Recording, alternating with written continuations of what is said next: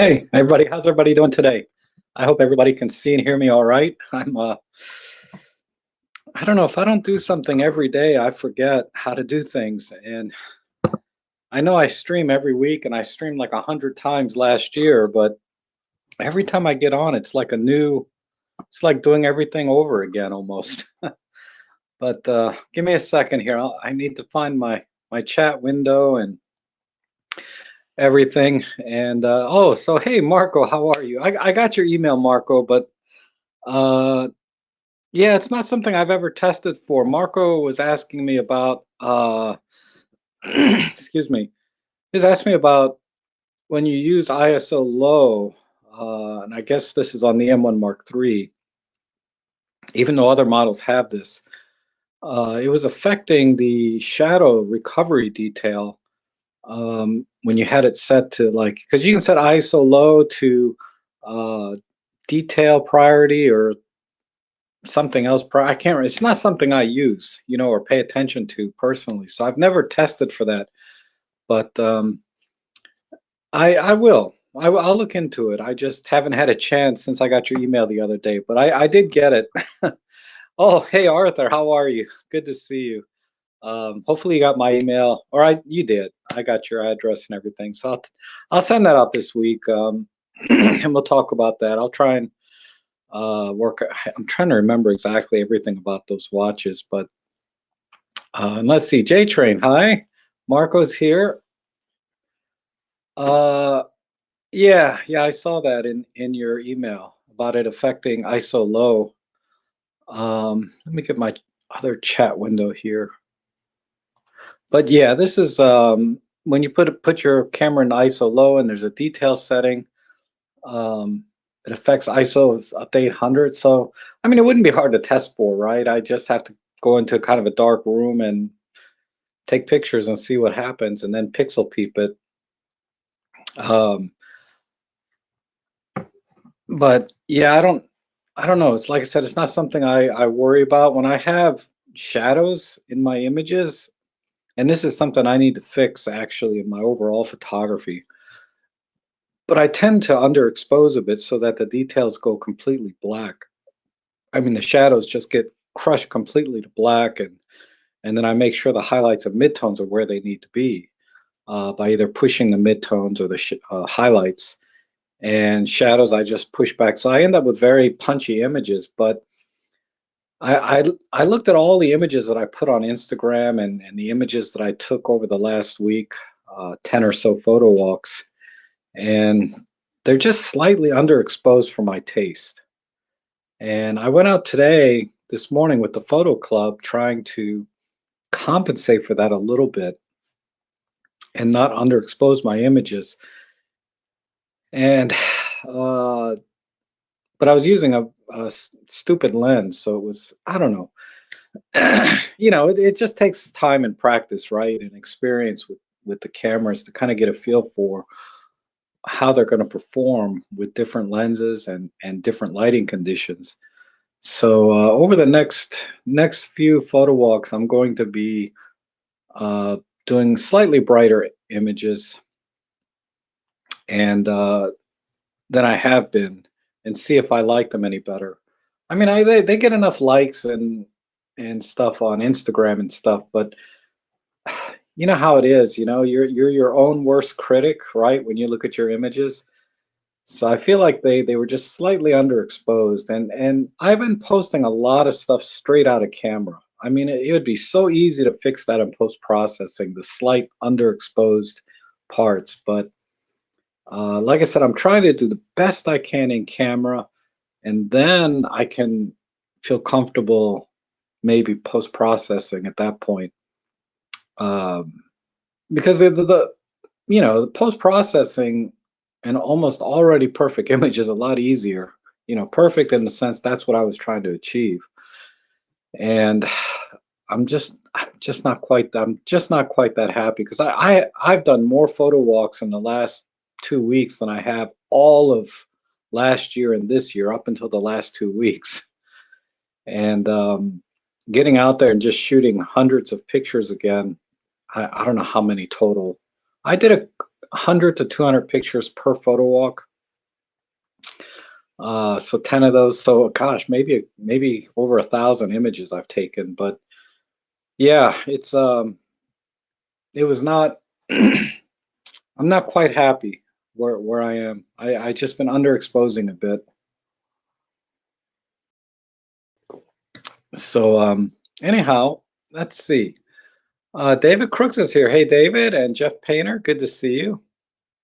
And System Natura and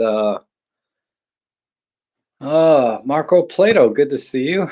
Um, oh, you posted a truck. Okay, good. Let's take a look. David Crooks and I went on a photo walk. If you haven't seen that blog yet, to a truck graveyard. That was really cool. It's something Dave told me about, and he said, let's go. And I said, okay, why not? Right? It's only a couple hours away. Um, let's see. Oh, okay, great. Let's see. I got my hotkeys set up now. Uh, Oops, there I am. Oh, cool. So I let Dave borrow my 8mm fisheye, my cheap one. It's like a $65 lens. And good job not getting your fingers in the image. I mean, when you hold an EM1 Mark II or 3, the grip extends far enough out that when you put your hand on it, your fingers actually get in the shot. This thing is so wide, so it's almost a 180-degree horizontally, not just vertically. It's pretty wide. So I bet he was standing maybe a foot or 2 feet away from this truck to get this shot. This is a Studio. Oh, you put it in there, Studebaker. I got a few shots of this one. I didn't care for mine too much, but you got a good shot of that. Uh, so that's cool. And let's see. Oh, Leon, yeah, I saw that in the forum. You posted that you got the DxO Prime. And I responded today. I don't know if you've seen it yet, but I wanted to give you a few of my images that I thought were, I didn't do too well in Lightroom trying to bring the details back because they were a little bit too noisy. They're high ISO images. I'm just curious if DxO Prime would do any justice. So when I'll post a link in the forum, and then you can post back the uh, the RAW or the JPEG. I don't know. Put a link back to it in the forum so I can look at it and pixel peep it and really see. Because you see the promotional material that makes it look like it's awesome, and then the videos from Peter and others that demonstrated the features. Peter and Jimmy, I think specifically, and they were pretty impressed with it. So I'm curious. I'm not $100 curious because again, I'm not too worried about noise and all of that stuff personally in my images, but uh, if I can get a little better image from the raw, if it does what it's supposed to do, it might be worth spending $100. I don't know if they have a 30-day free trial. Maybe that would be the way to go before I drop $100 on something. And it's going to go up to higher. It's like $88 or something now, and it's going to go to 100 and something later. Um, oh, it's a Pixco lens. I'll pull it up for you. It's in my Amazon shopping cart. Um,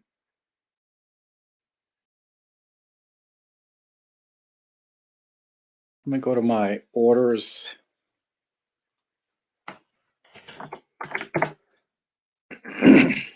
I bought it on uh,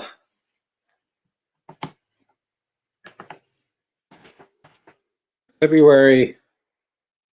Oh, currently unavailable. There's got to be another one generic. Uh,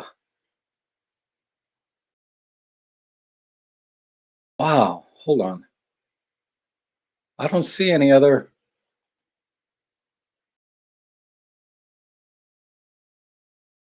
I mean, there's the larger ones. Here's one that's pretty close.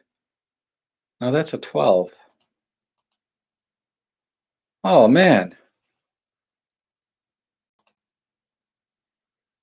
That's surprising. And this one's 200. Oh, that sucks, man.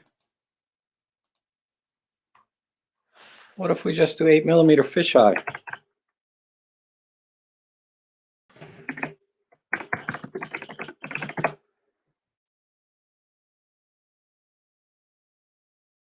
$800. Wait. Oh my God, it's gone. It's been around for a long time, but I don't see it anymore. The closest thing really is maybe this one from Seven Artisans, but it's double the price. I paid $65 for mine.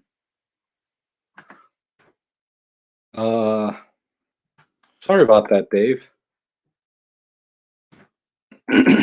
um,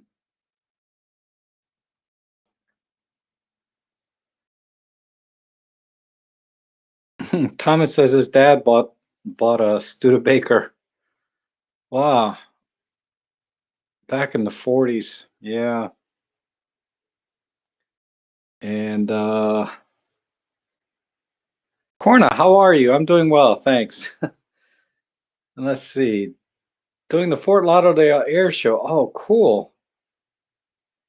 Got the 40 to 150 and the teleconverter. No, it's enough reach. I mean, it's never enough reach, but then it is, right? Um, the air shows, they typically come in pretty close to the crowd. Uh, the one that I've only been to one, and that was years and years ago. But yeah, they fly close enough that that'll be plenty of reach.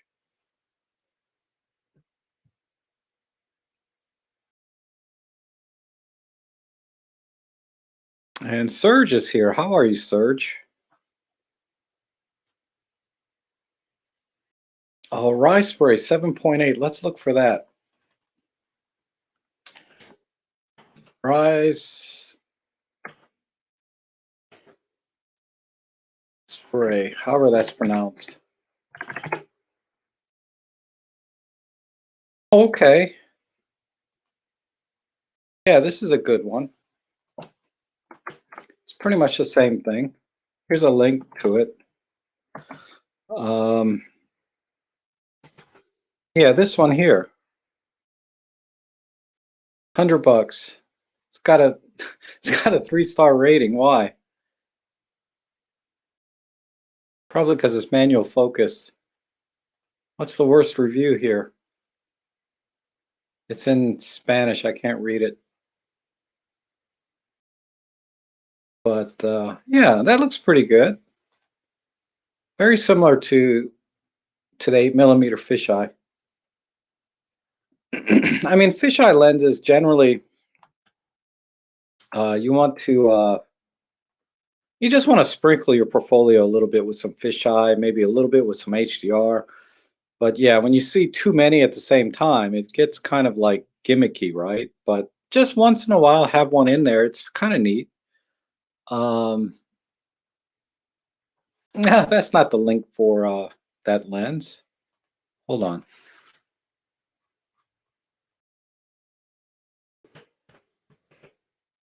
Let me try that again. There we go. That's the link for the rye spray. Uh, 77 euros from AliExpress. Yeah, and then you're waiting like 2 months for it, but it might be worth the wait if, well, 77 euros is like $100 in US dollars. So that's about right. And let's see.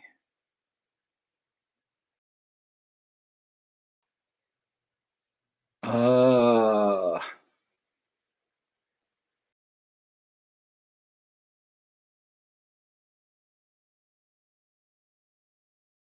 you only paid 65 for your Seven Artisans. No, it's not a Seven Artisans, it's the Pixco lens. It's totally different lens. It's thinner and it's Very cheap. Oh, I got something new this week. I did buy something that's actually useful. I'll show you guys in a minute. Um,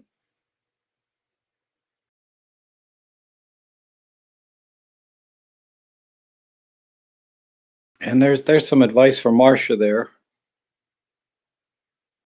The 2.0 is not as sharp, is what he's saying. The teleconverter.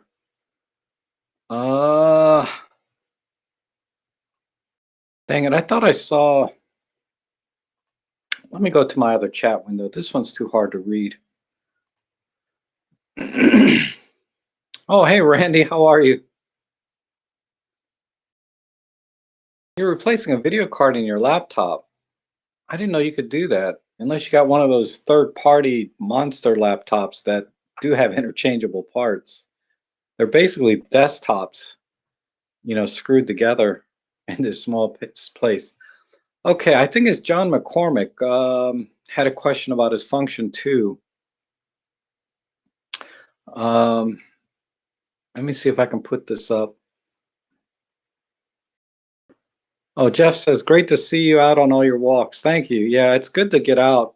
Since my neck is feeling better and the weather is nice, my goodness. And David was very gracious, take me out a couple of times, like the truck graveyard, for example, but also the photo walks every weekend. Uh, it's been it's been awesome. Um, oh, the question is gone. I'm sorry, but I see it on this other screen. But John McCormick says his EM10 Mark II function 2 is set to multifunction. When you press FN2, you only get aspect ratio. Um, so what I think you have to do is, does it not with my set? You have to press and hold the button down and rotate the dial while you're holding the button down, John. That's the way the multifunction works. So if you're doing that and it's not working, something's wrong with the camera because you should be able to press and hold that function 2 button, and while you're pressing and holding it, rotate the dial. Don't push it, then rotate the dial. That's not going to do anything. So I hope that answers your question. Try that and let me know. If that doesn't work, then of course, try doing a full reset on your camera. So you erase, because you have something there at the end of your question about a my set. So what I would do is not program any my set to that button, but just press and hold and rotate the dial and see. But doing a full reset will reset all your my sets as well, and that might be what's holding it back. And system says great shots in the truck graveyard. Just seen a derelict USA Army truck in my local farm field. Only had my telephoto, so I'm not able to get it. Well, I was shooting practically telephoto. Every shot in that I shot with the 50 millimeter Olympus Rico lens. So I was pretty tight already. That's 100 millimeter equivalent, right? But if you're like with a 100 to 400, I could see where that would be kind of hard, depending on your position to that army truck, right? If you get too far away, then you might get some obstructions. And if you get too close, you're only going to be able to focus on a couple of the details. The only thing sometimes you can do when you can't get the whole shot in the frame, but is take like 6 images, do like a panel, 6 across, 2 down, or 6 across and 3 down. You take 18 shots at different perspectives and then try and stitch them back together. But then you would need to be on a tripod so you have some precision with your stitching. Otherwise, it's just going to be a mess. That's the only other option. So yeah, sometimes you get an opportunity to take a shot and you didn't bring the right lens, right? Like when I went out with my 25 millimeter lens, or and I saw all these woodpeckers and birds and green herrings and like all these wonderful birds, like just coming out of the woodwork, literally. And I'm sitting there with a wide angle lens, right? Um, there's no chance of getting those. But thank you. That truck graveyard was pretty awesome. If you guys haven't seen that vlog yet, that was a pretty awesome place to be.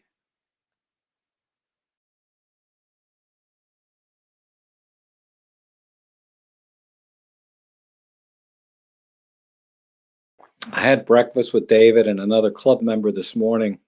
Coffee did nothing for me there. Normally I have a coffee and it just brings me up, puts me right back. So I had to make another coffee just before the stream, which kind of added to my delay today. Um, yeah, Serge, it does look similar, but the Pixco fisheye is just a little bit thinner. Not quite as I mean, ultimately it may be the same lens. I can't tell from the image, but I'm pretty sure mine is not a 7 Artisans because it's an f3.8 lens, and I think the 7 Artisans is a little faster. Um, and here's some notes on the Raspberry lens. The 1-star review is because he says that the viewfinder is very dark, either through. Oh, and he thought it was a 2.8. Okay, thanks, Marcia. So you either read Spanish or translated it for me. I appreciate that, and as I'm sure the other viewers do. Um,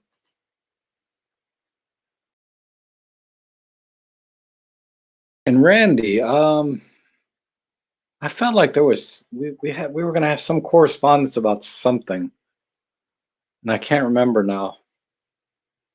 If there was something I was supposed to get back to you about, let me know. I can't remember what it is now. Oh, here's the question. Yeah, it's off in my set. Yeah, that doesn't make sense. The off in my set part. But I'll scroll down and see if I answered your question because I don't see a response yet.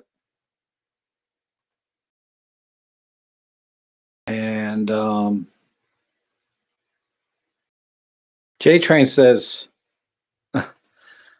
you like the photo walks, but you miss the live editing. Yeah, I'll get back to that.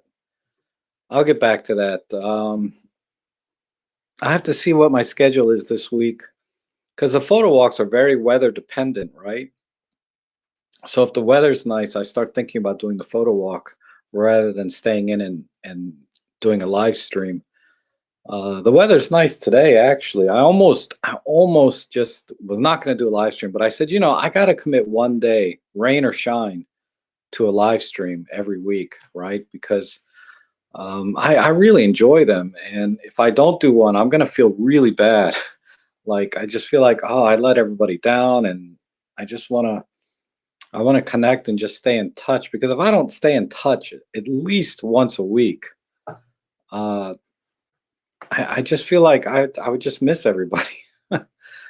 Um, but the live photo editing, definitely. I've had to cut back on my live streaming mainly because of my neck.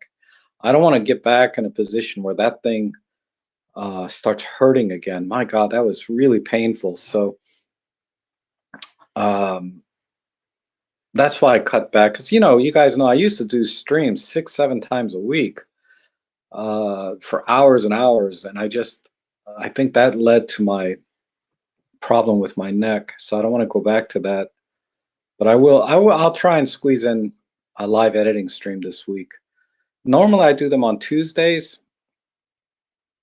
Uh, so just keep an eye out on Tuesdays. Maybe I can do one uh, Wednesday. Wednesday's supposed to be stormy and rainy here, so maybe I can do one on Wednesday. So let's keep an eye out Wednesday this week. The only problem with Wednesday is it overlaps Jimmy Chang's live stream, right? He likes to do live streams on Wednesdays. So I don't want to have live stream fatigue from my viewers, right? Because a lot of you watch Jimmy's stream, and he goes on for hours and hours too, right? Um, and then have to come in, and you guys will be exhausted by the time you go to my photo editing live stream. I'll give some thought. I'll have to stick to Tuesday morning, maybe my time, just so I don't overlap other people. And Lauren, how are you? Oh, thank you. Or Plato, that's Plato. I'm sorry. Thank you, Plato. Um, I thought I saw something here from Lauren. Lauren is back. Good to see you again, Lauren. I'm glad you could be with us again. And yeah, we need to see Rob and Ellie at least once a week. Yeah. And I need to see you guys at least once a week, right? And let's see, there's something here. It looks like a question. Hello, Rob. A basic question. How do I know the suitable filter size to my lenses? Hope you are good. Okay, it depends. If it depends on your lens collection, right? How many lenses you have. And generally, you want to pick the filter that fits the largest lens. And okay, let me answer this question, then I have to show you guys something.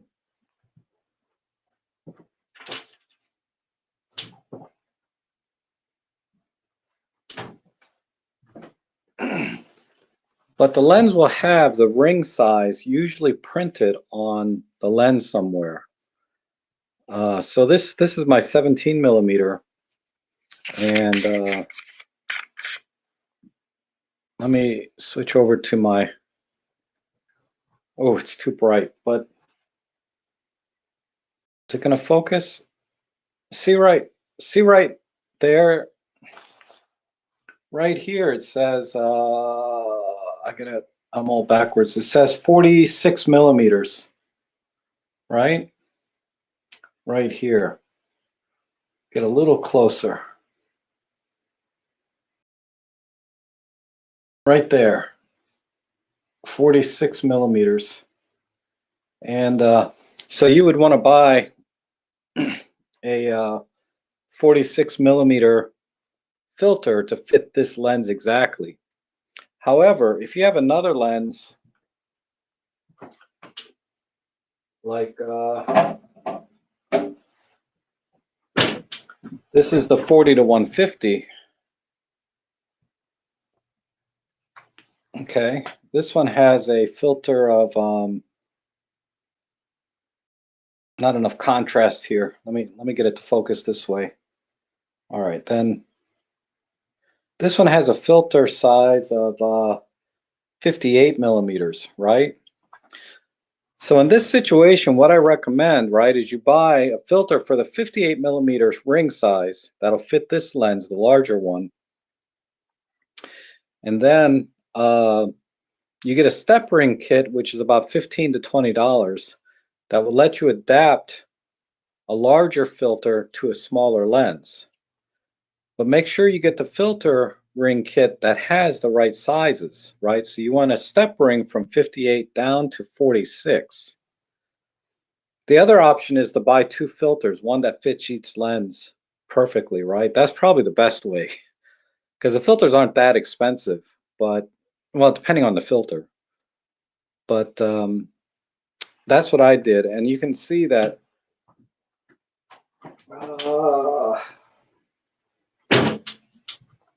Here's a good example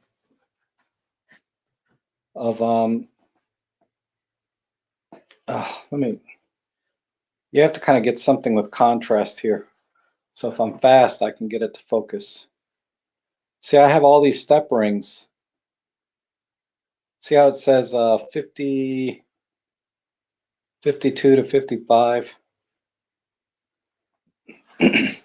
Because generally, you don't want to get one that's too small, a filter, too small. Otherwise, you might get vignetting from the filter itself because the lens is wider than the filter, right? Because the filter extends out a little bit. So that's the way I do it. The other way, one other important note is you'll notice that I use lens hoods, right? Sometimes it's better to buy a filter that will fit on the outside of your lens hood so you can just screw it right on the front. I prefer to have the filters that screw behind the lens hood so you get the benefit of the lens hood. But some filters, you know, they may just fit the lens hood ring itself if you get these third-party rings. So there's a lot of ways to do it. It's like, I don't know what's a good analogy, Legos or something. There's so many ways to do filters, but generally you want to buy the largest ring to fit your largest lens, then buy step rings to step it back down to fit smaller lenses.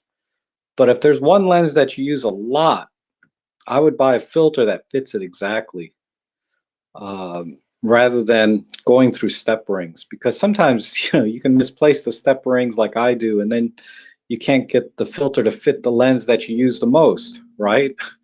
So it's probably best to buy at least one filter on for your favorite lens. And that's, I think, hopefully that answers your question. And I'm doing well. Thank you for asking. And I see you posted a load of stuff on Flickr. Oh, thank you. Thank you. Yes. I just been posting it like crazy.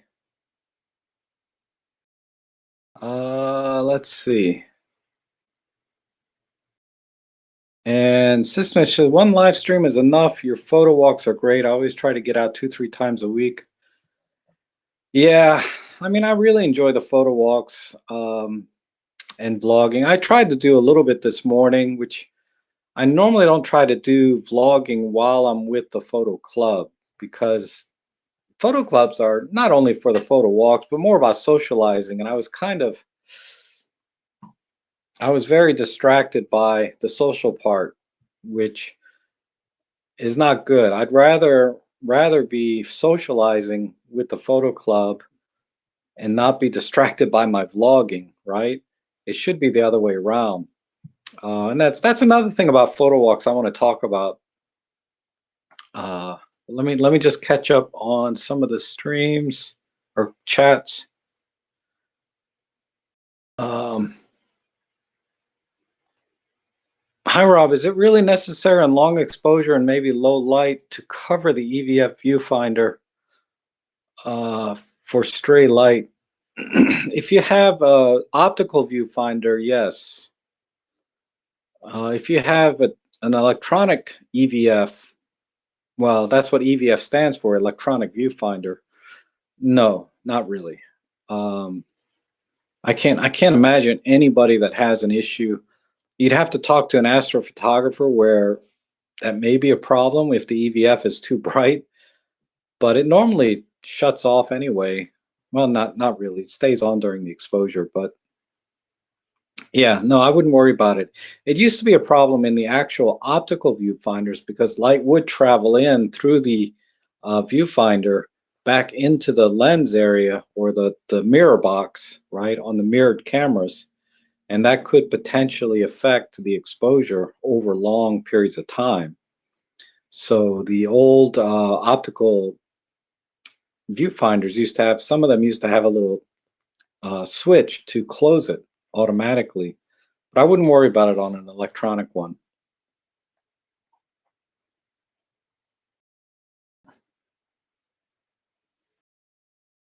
And have you ever looked into reflexology? I've known people who have sworn by, oh, interesting. No, I've never looked into it. I'm feeling okay now, though. But thanks.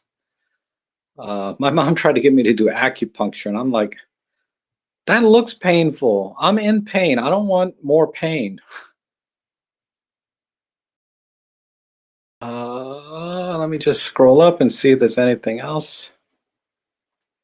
And it says, I posted 2 pictures on your forum of the same butterfly, but taken. Yes, I saw that. It's like a green butterfly moth look. I think it's a moth. I don't think that's a butterfly. But I did see one of a green one. It's very interesting. Very interesting image. Um, I didn't really pixel people to see the difference between the 100 to 400 and the 60 macro. I'll have to do that. I didn't realize you shot with 2 different lenses, but I did see it. I'll check that out.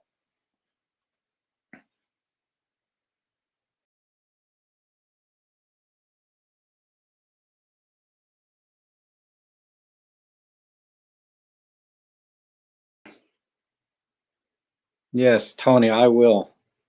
I am trying every chance I get.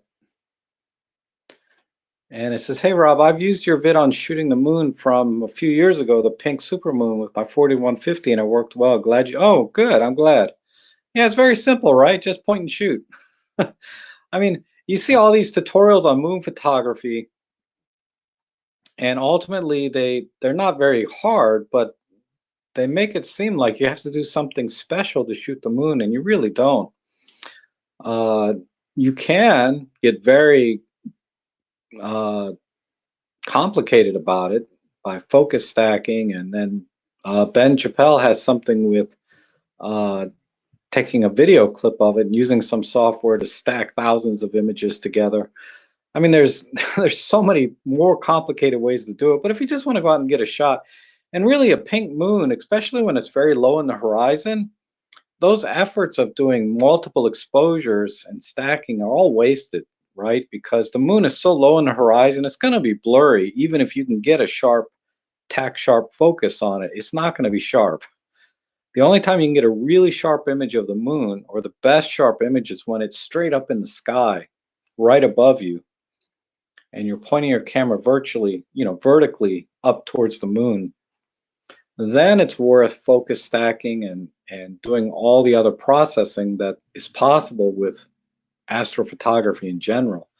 But a pink moon low in the horizon, yeah, just point and shoot. It's not it's not that important. You're not going to gain much by stacking, in my opinion.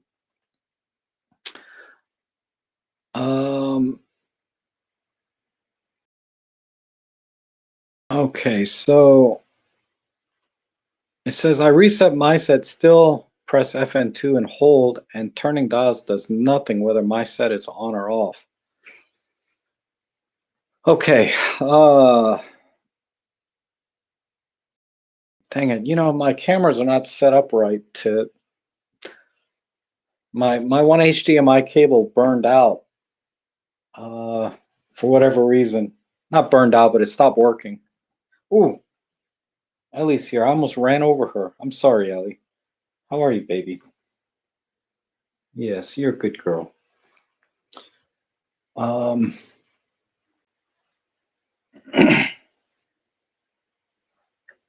me see. I can probably do it with the PenF. I want to get my EM10 too, but oh no, the PenF has custom modes on it, so it doesn't have MySys. It has custom mode, so it is different. Let me try and grab it without disturbing Ellie here.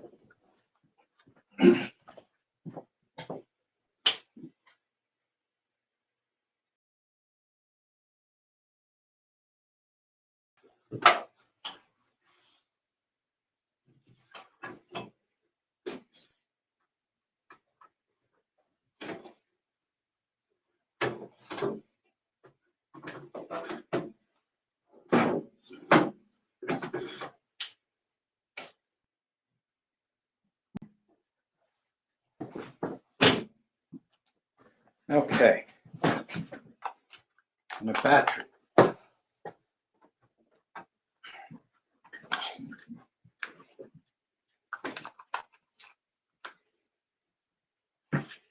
My lens.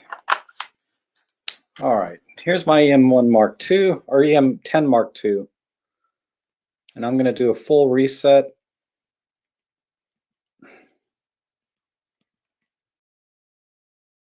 And if I so let me switch cameras. Let me go to, let me see, it's button number 5. Okay. So let's see, line this up.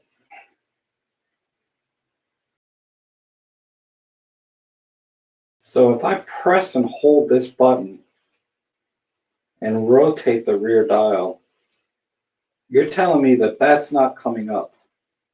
Wow, this is way too bright. Let me dial the exposure down. So I'm going to press and hold this button and rotate the rear dial. And that's after I do a full reset. So if I do menu, reset, full, yes.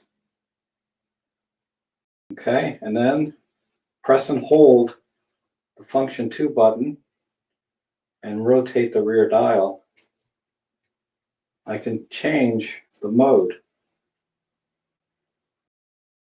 If that's not working, Jeff or John, what I would recommend is oh, wrong button. If that's not working, try assigning the multifunction to a different button. Let's assign it to function 3, right? So number 5, let's do let's do this. Let me get it to focus. Let's do this. Let's do menu, button function 3, and change this to, oops, where is it? There, multifunction. Okay, so now function 3 is multifunction. So if I press and hold function 3, which is over here on the left side, right? Press and hold, then rotate. This is probably too dark, you can't see. There, just a little bit brighter. So press and hold function 3, rotate the rear dial. And that should work, John.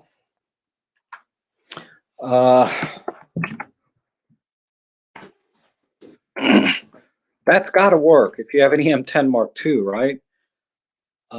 My set should be irrelevant at this point. If you do a full reset on your camera like I did, the my set thing should be irrelevant. We're only dealing with the function buttons. So try that, let me know.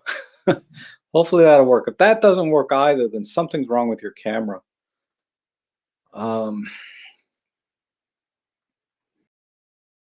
Okay. Plato says Robin Wong told us not to use ISO low. There's times when you do want to use the ISO low for long exposure photography when you need to get your shutter speed down. It doesn't hurt. Sometimes it's more important to use ISO, to get the shot with the shutter speed you want than worrying about the minute differences in image quality, right? It's more important to get the shot. And sometimes you need to use ISO low. That can be 1 or 2 stops slower than ISO 200. It's at least 1 stop slower than ISO 200. And ISO low sometimes can be 2 stops lower. And that's a big difference. And like I said, that's just my opinion, though. I don't want to contradict what Robin says. Robin is, is a very competent photographer and Olympus ambassador, visionary, all of that, right? So from my point of view, though, use whatever features in your camera that help you get the shot. Like I like the art filters. A lot of people don't use those, but it helps me get the shot or exposure or look that I want. I use them. I use everything. Marsha's asking, where's the truck graveyard? Maybe David, you can chime in on that if you haven't already. What time? Oh my God, she was asking that like an hour ago. I'm so sorry. It's almost 3 o'clock already. Gosh. Let me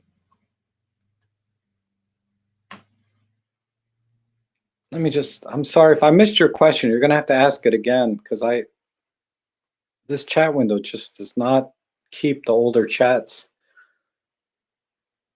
Steve Worthington's asking, I'm just gonna answer from the thing here. Steve Worthington's asking, is the 12-100 the perfect do-it-all lens? Expensive, yes, but one in the bag, changing perhaps with a 45 1.8 sorted. It all depends on it all depends on your shooting style or what you like to shoot. I think I think it's perfect for going places when you don't know what you're going to be shooting, right? And you just want to have the ability to capture anything and everything. And you don't have to swap lenses, right? Particularly if it's raining out or you're in adverse weather conditions. It's a weather sealed lens. You put that onto a weather sealed body. You also have that advantage as well that you don't have to swap lenses in the field. So it is a perfect lens in that sense. And I would argue, yeah, throwing in a 45 1.8, or let's just say you throw in one additional prime that you like.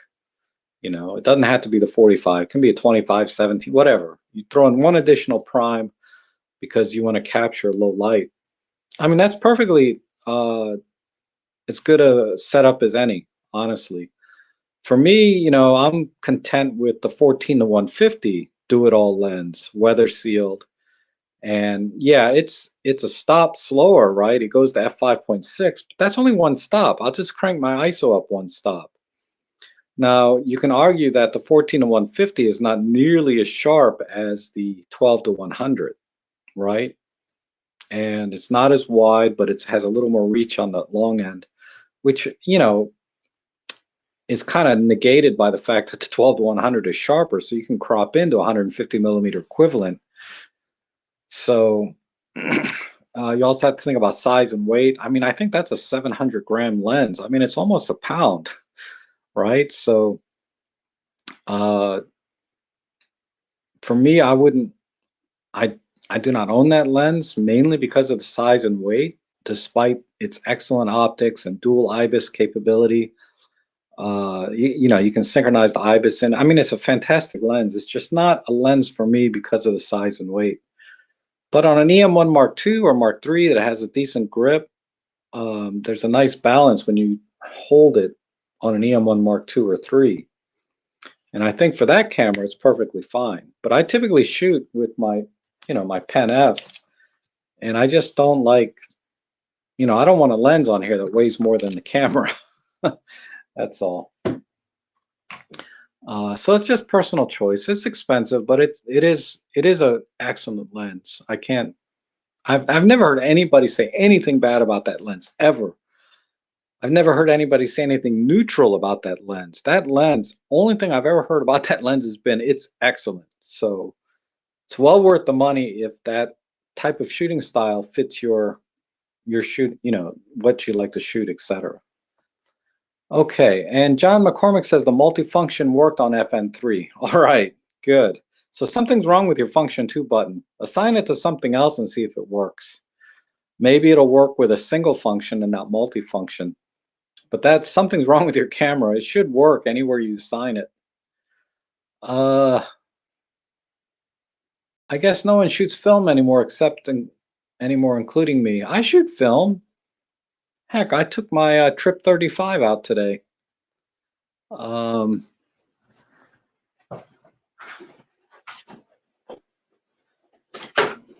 yeah, you guys will see me out with this time to time, right?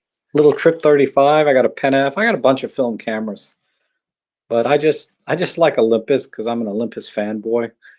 Uh, but any film camera, right? The image quality is pretty much based on the film itself. And Dave Nelson is here. How are you? And Annette, good to see you. And Marsha, I've said hi. Rob Trick, is there a section for printing on your forum? No, I don't have a printing section. Yeah, if you maybe if that would be a good place to talk about printing is actually in the photo editing section, which there's not much interest in that in general, but that'd probably be the best place to put it is in the photo editing because a lot of times you're going to print from a photo editing software. So that's where I would go if you want to have a question about printing. Um,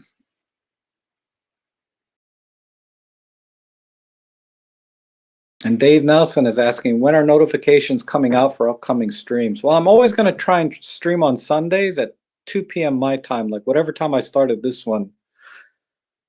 Should be pretty solid for the rest of the summer. I used to start earlier because, it's too cold and I didn't want to go out. But this is a good time. Between 2 and 4 o'clock my time, the sun is a little bit harsh to go out and do shooting. The lighting's not great. So I'd rather go in the morning or go in the evening. But this time is perfect for streaming during the summer. In the wintertime, I prefer mornings. Then it frees up the rest of my day. And Stephen Long is asking, does anyone with an EM5 Mark III is going to be like when shooting moving trains? The EM10 Mark III seems to have a small buffer. Yeah, the EM5 Mark III has a much better buffer. I don't have an EM10 Mark III, but the Mark III has about a 30, at least a 30 frame buffer because the Pro Capture is 30 frames. So it's very good. And I have a video. Let me see. There's a video you can watch that I made that kind of addresses this issue. Let me find it real quick. It's called, I got to retitle it. It's not very intuitive because I can't even find it myself sometimes. Shutter? No. Continuous? No. God, see, that's what I mean. When I can't even find my own videos, how's anyone else going to find it? It's called, let me search for buffer. No. I gotta put the right keywords in my freaking titles so people can find stuff. I should have the word buffer or continuous shutter or shutter, something in the title, but it's not. Shootout? Nope. Oh, come on. What's it called? Continuous shutter?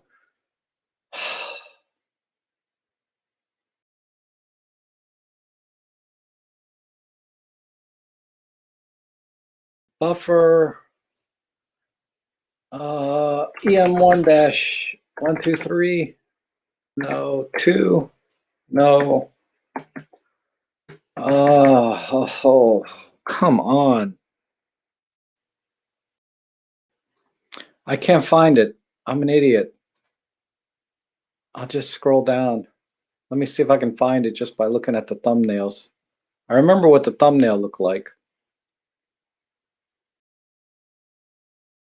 It wasn't that long ago, like within the last year.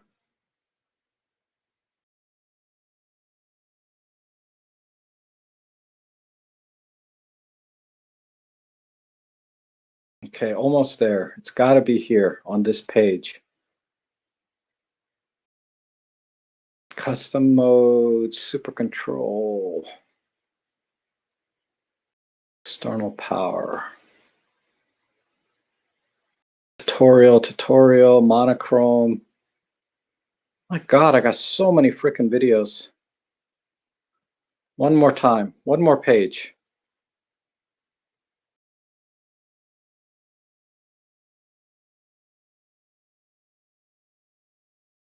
It wasn't that long ago. Now we're into 2019. Definitely wasn't that old.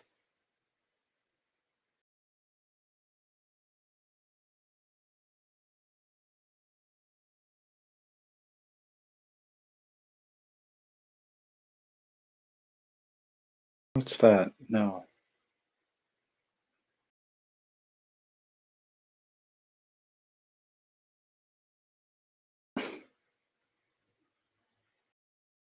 I wish I could hear everybody's chat instead of having to read it because I bet somebody has already remembers because I can't. It's got to be on this page. Pixels.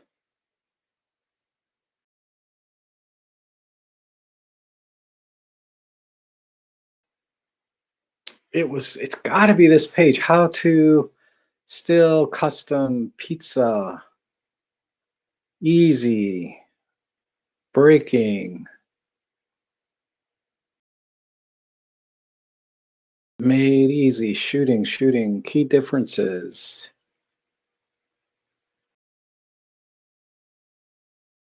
Dynamic range. One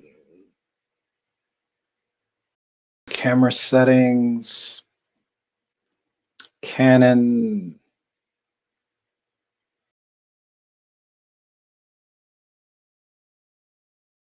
I'm getting to where I can. Oh, here it is. Okay, I'm going to rename this effing video right now.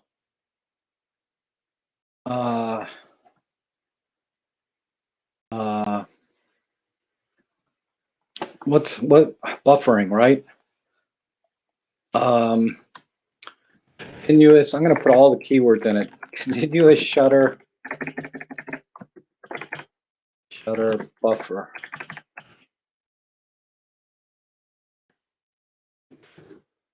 Okay, it's episode number 257.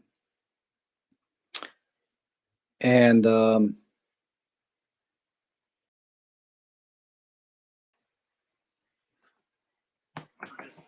this is the video here. So I just put this in. Continuous shutter buffer, episode 257.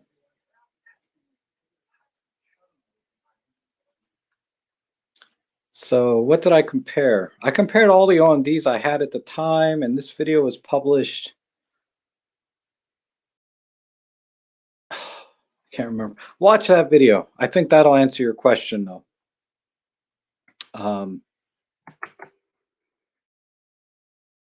So now I can't remember who asked the question. That took forever to find.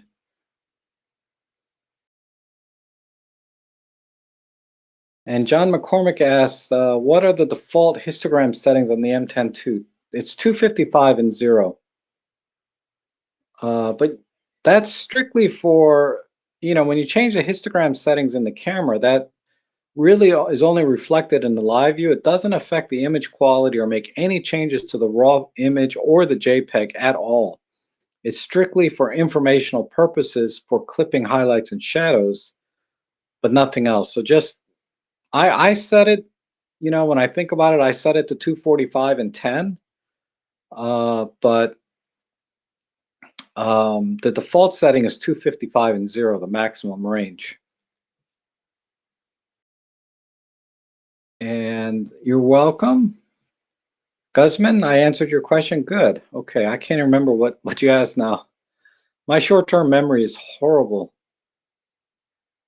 Hey, Rob, any thoughts on a photo vest? I outgrew my previous vest, COVID weight.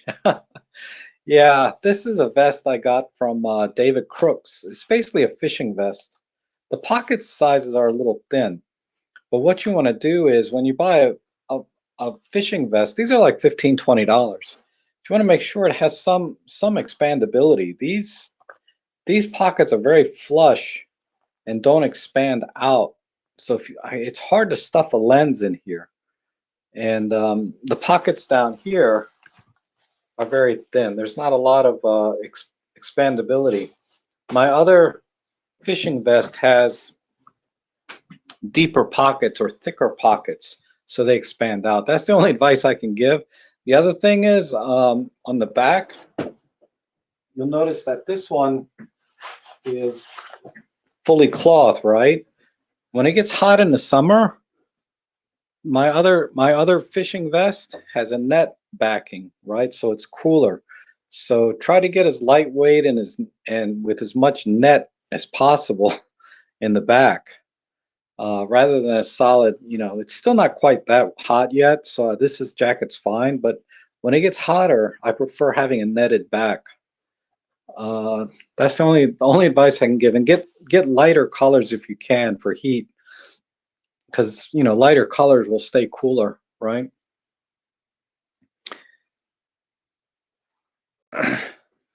And Lauren says, other than a neutral density filter, who uses filters nowadays on digital cameras? I think a circular polarizer is very handy.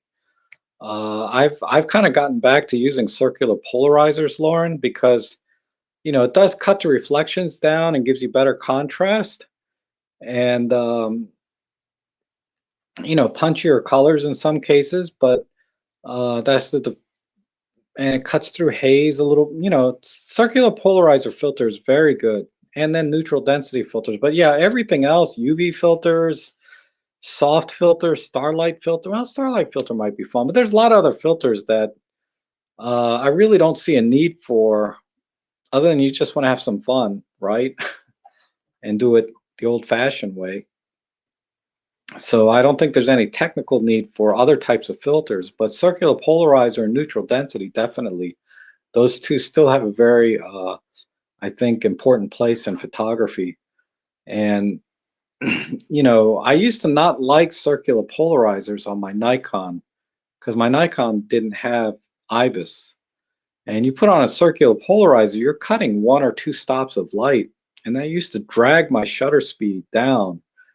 And without IBIS, you get blurry images, right? Motion blur, shake, all that stuff. But with the Olympus cameras, I'm starting to get back into using circular polarizers because uh, with the IBIS, I don't have to worry about losing one or two stops of light because the IBIS will offset the shutter speed for me. Um, and just take that useless lens hood off. No, lens hoods are a big deal too. Um, I use them mainly for protection, right? So that when I put the camera down in my bag face down, the face of the lens doesn't rub against the bottom of the camera bag because my camera bags are filthy. There's dirt and dust in them all the time, sand. And if I put my, I vacuum them out time to time, but they get dirty again. So when I put my cameras down in the bag face down, the lenses don't touch the bottom of the bag. So the lens hoods help protect against that. And if there's any kind of flaring issues that could happen, particularly with my more vintage lenses, because the vintage lenses, the coatings they had at the time weren't that great to begin with. And then by now, 40, 50 years later, those coatings have been rubbed off by cleaning constantly, right? So lenses can help with flaring too.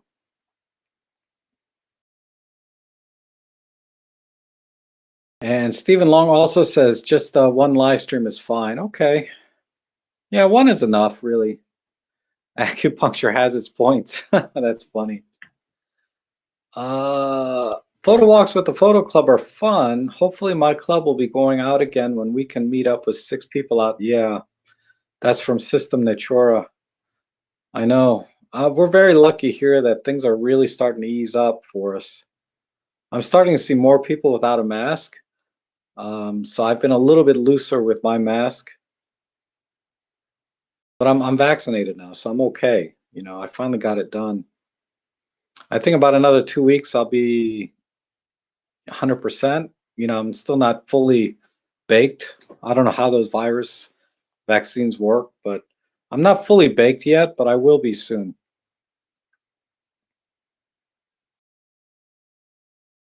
Oh, Arthur, you got the Pixco lens from the Pixco site directly. Okay, great. It's a cool little lens. I mean, it's not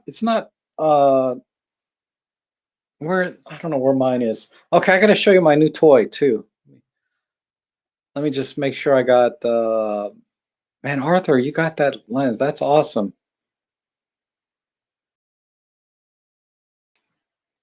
I guess no one shoots film anymore. Okay, I was there.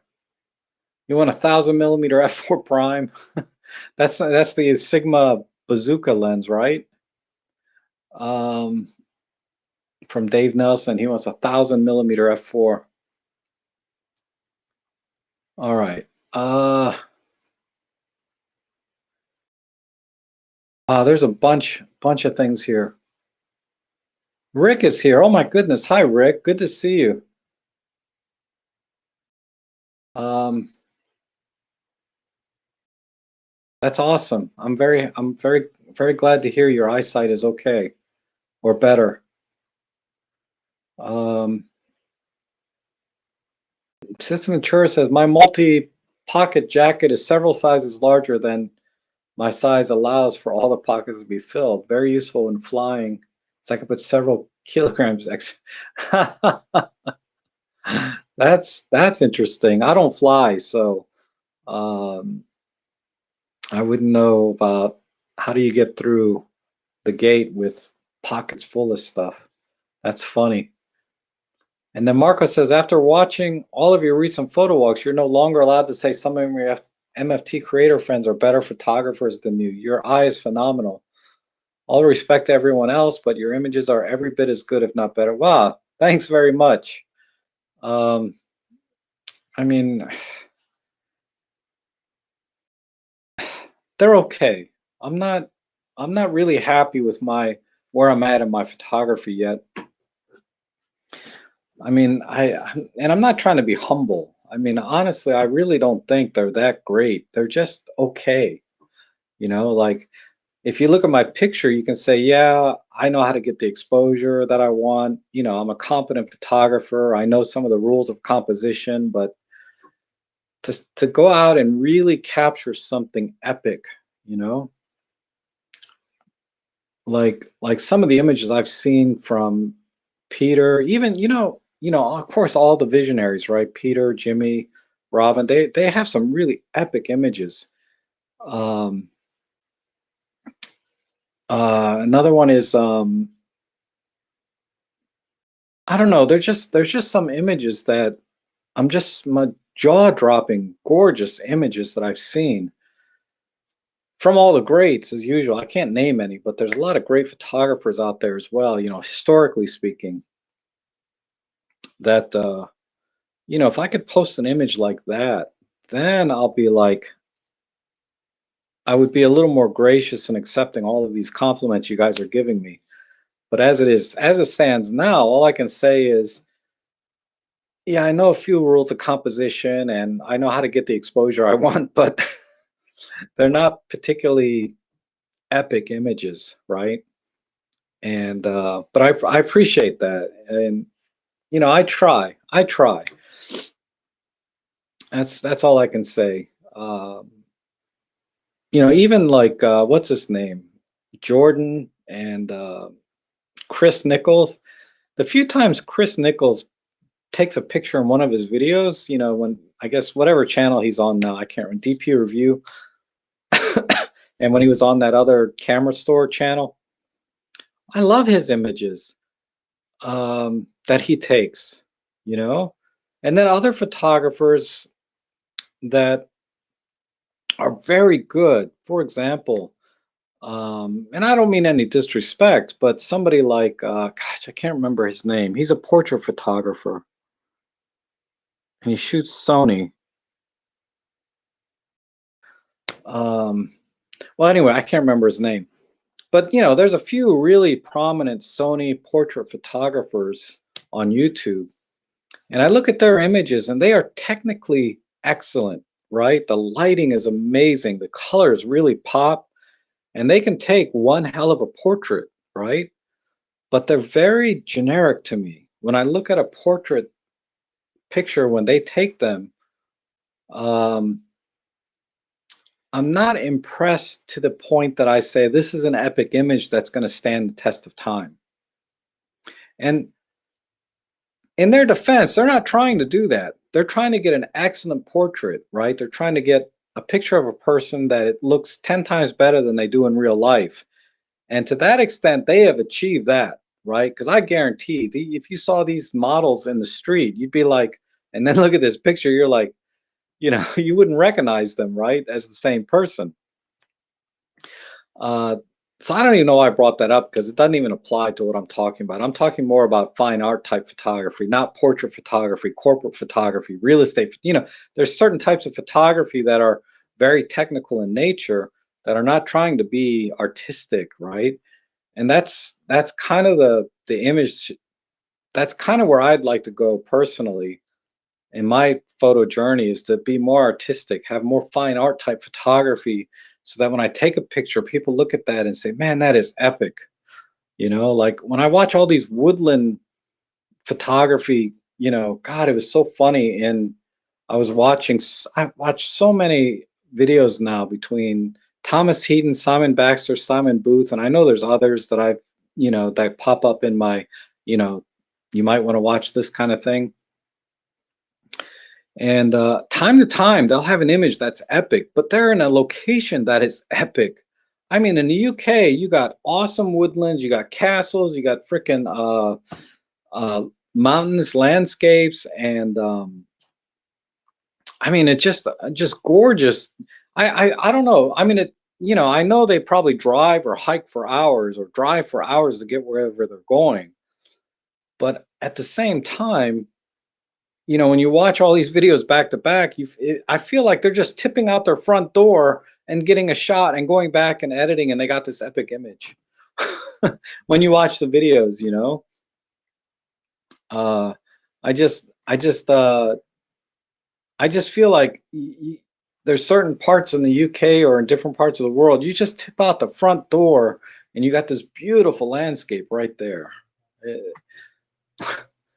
Uh, Anyway, I don't know. I'm a little jealous, that I don't have those kinds of things here, or I don't know where they are, where I can get those kinds of epic images. And like those woodland shots, the trees that I see in these videos, I'm like, I've never seen a tree like that in real life.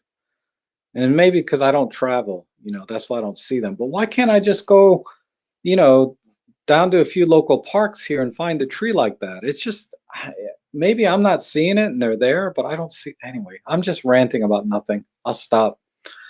Uh, John says, thanks for the tips. FYI, I just bought the 25 millimeter f1.8 Zuiko, like new condition. Wow, for $134. That is kick butt.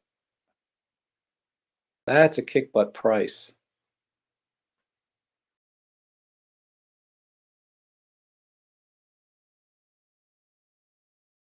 And System Natura has both his vacs. Very good.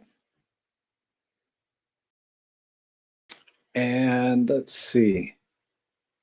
Manny Ortiz. He's one of them. Jason something.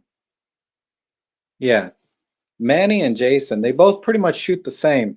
Sony, they shoot portraits, right? I don't watch a lot of their videos. I don't know. Maybe they're shooting macro now. I don't know. But when I used to watch these channels back when I was trying to learn about flash and lighting, and they're awesome for that.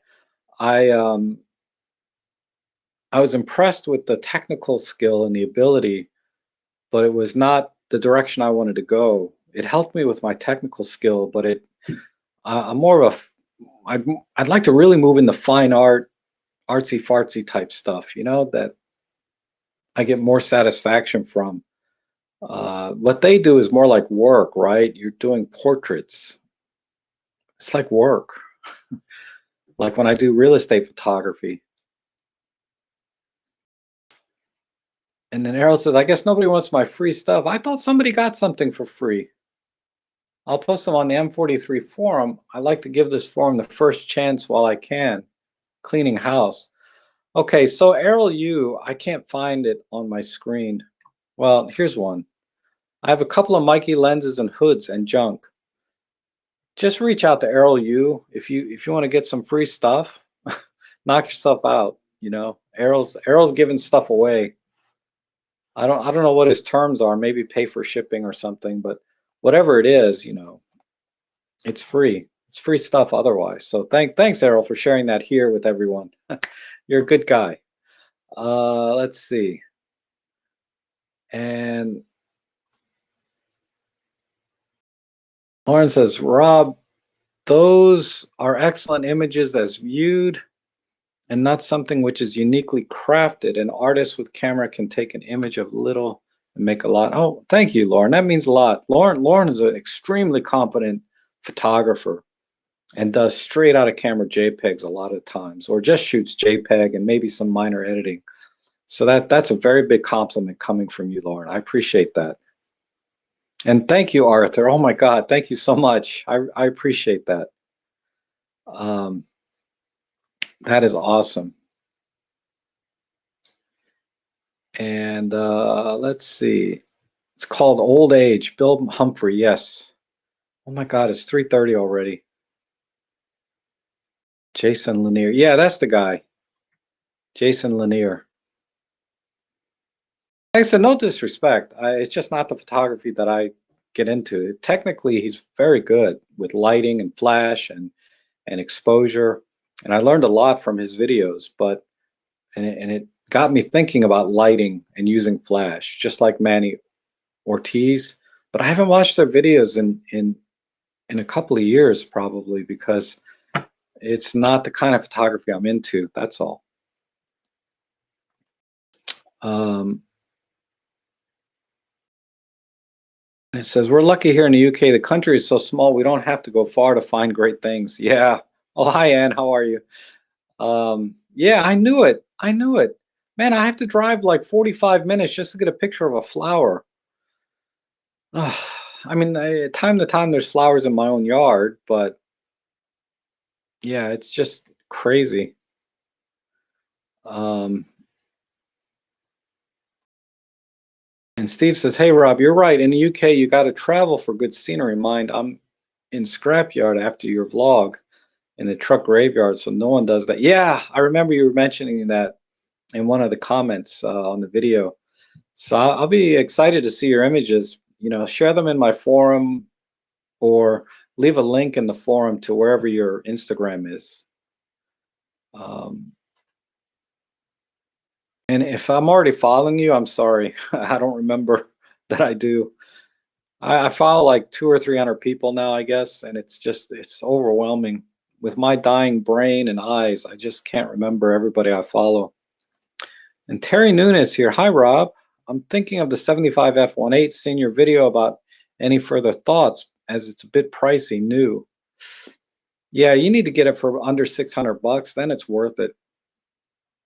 Um, Honestly, probably a better choice might be the 60 millimeter macro lens.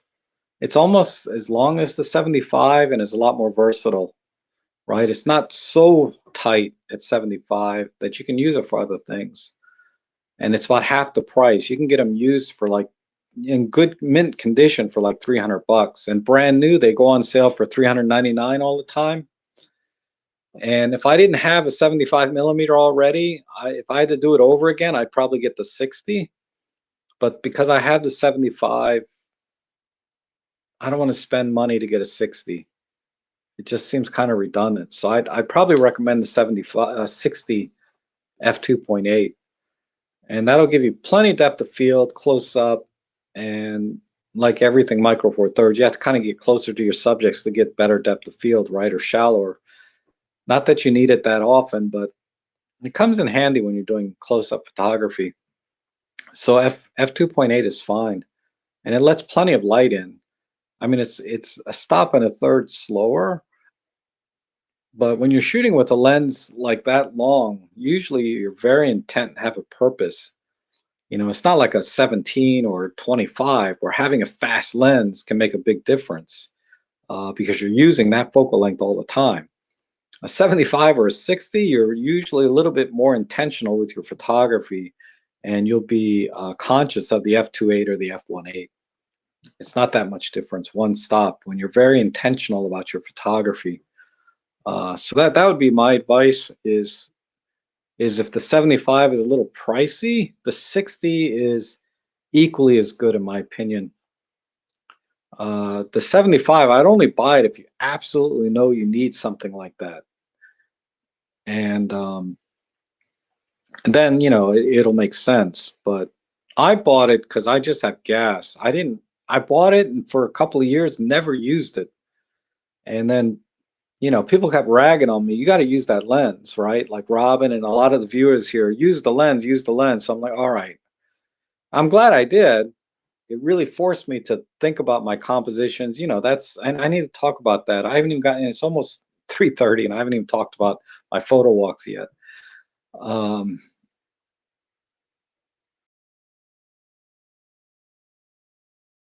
yeah, Alberto says the 60 macro is spectacular. Yeah, everybody says that. Um,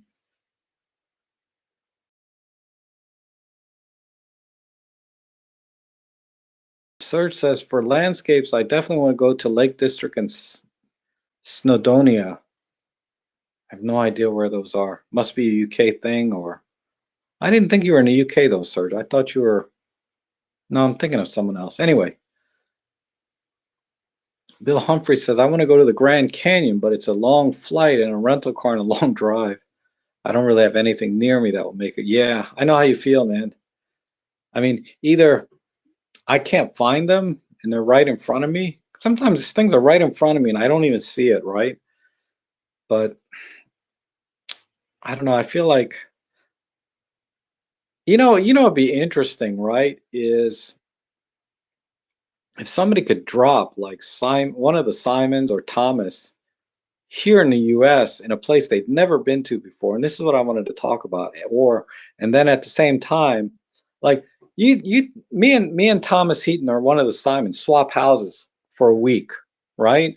And then they have to find something to shoot within 1 hour distance driving, right? And then I go to the UK or wherever they are, and within 1 hour's distance of where they live, see what I can find. It'd be interesting to see the kind of images we get because a lot of times when I'm watching their videos, they'll say, I have been here a week in one location. I've been here a week and I'm just getting started to figure out what I can shoot here. And that just boggles my mind. Like, how can you spend a week somewhere and still not find anything to photograph? You know? But that just tells me that I'm not there yet, right? And I have a video from like 2 years ago that talks about that I'm just not in a place where I can spend a week somewhere just to get one picture, right? And maybe that's what it takes to get an epic image. You need to know the area inside and out, how the lighting is in different weather conditions, from different points, different angles, all of that stuff. And then you figure out where that one epic image is, so that you will wait and plan until you get the perfect lighting, the perfect weather, and the perfect spot. And you will drive and hike for hours where all of you have that perfect you know perfect. I forgot the entire English language. Anyway, that perfect moment, I that's the best I can come up with. You got that perfect moment where you can take that epic image and you're there. That's where those guys are, a lot of them. They have that down where they got that epic image, and that's why they can drive for hours, hike for hours to that one spot at that perfect moment and get that image. Um, and then you hear other scenarios where people say, if you plan for your shots, then you're going to miss a lot of things because you go out with an intent to take this one image. You're going to miss what could have been done here and what could have been done here. I mean, there's that other train of thought, right? So I'm more on the side of an opportunistic type photographer where I will go out to a location that's completely new to me and look for things, right? Um, to take pictures of, like that truck graveyard, completely new to me. But I got a couple keepers out of that for me. Not epic images, but a few keepers, right? Um, and that was a very opportunistic type thing. Like I didn't plan on going there. I just met with Dave for the Pink Moon photography thing. And he says, "Hey, let's go to the truck graveyard tomorrow." And I said, "Okay, let's go," right? Um, but if I went back there multiple times or stayed there for a week or two and figured out the lighting, the weather, the time of day, like whatever variables I might run into when I'm in a place like that, then I might be able to come up with that one epic image, right, of that place or vehicle, whatever it might be. But I went there for a couple hours. It took longer to drive there and get back than we spent actually taking pictures. And that's a limitation because of I have a dog at home that I can't leave at home alone for more than 6 or 8 hours. That would be a problem. So but that's the thing when I go on these photo walks, um, a lot of times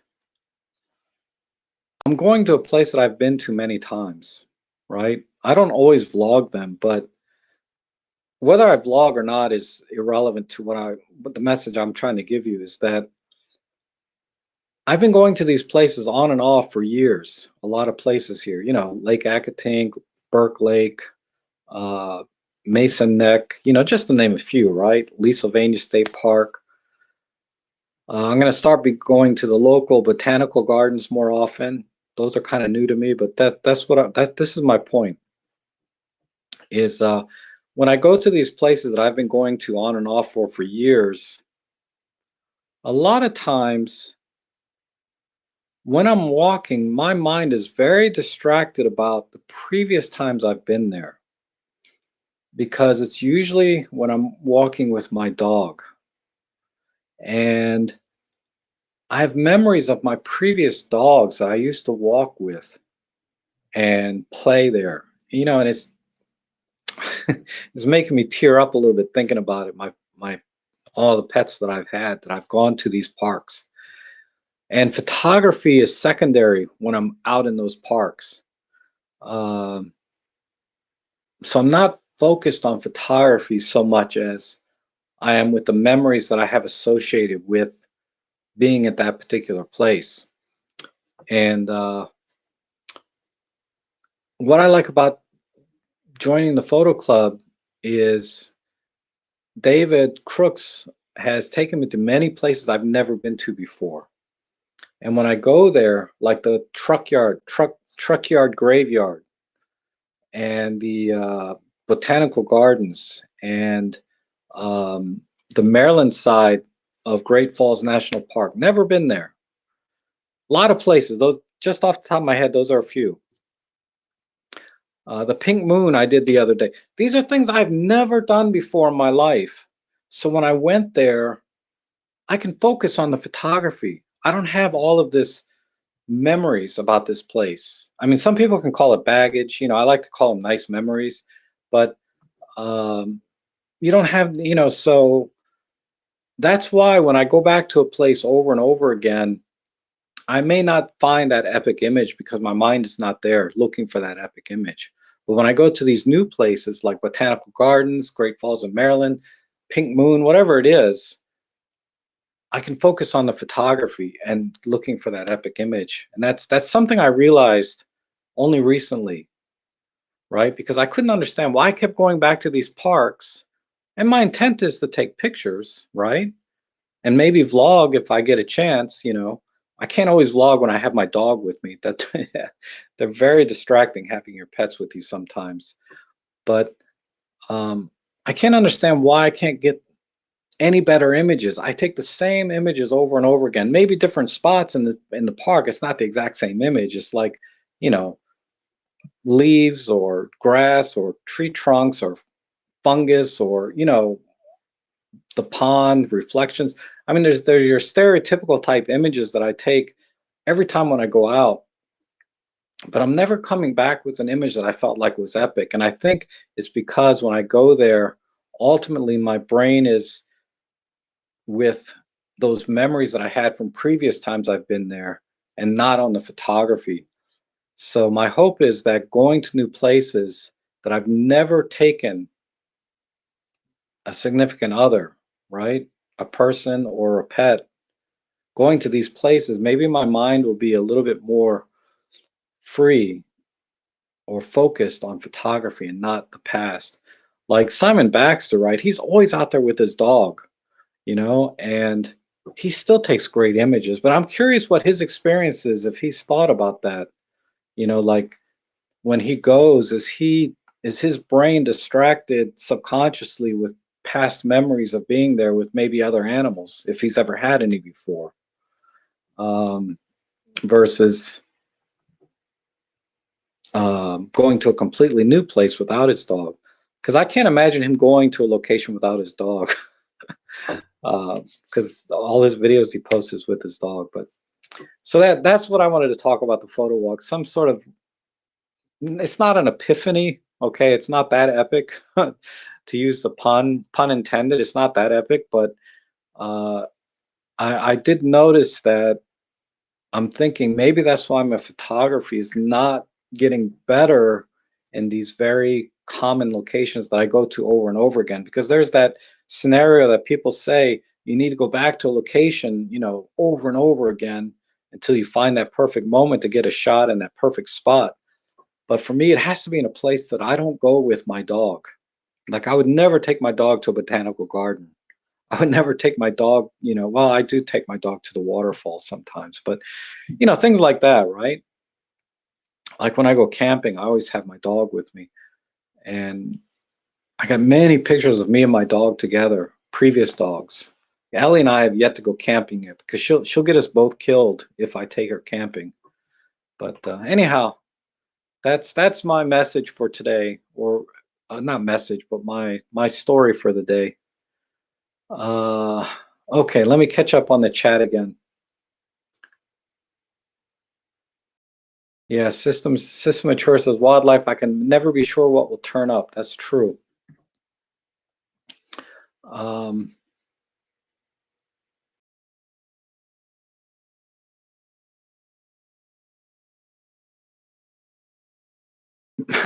my wife says she's seen one tree, she's seen them all. Is that what that says? Yeah, isn't that true? Uh,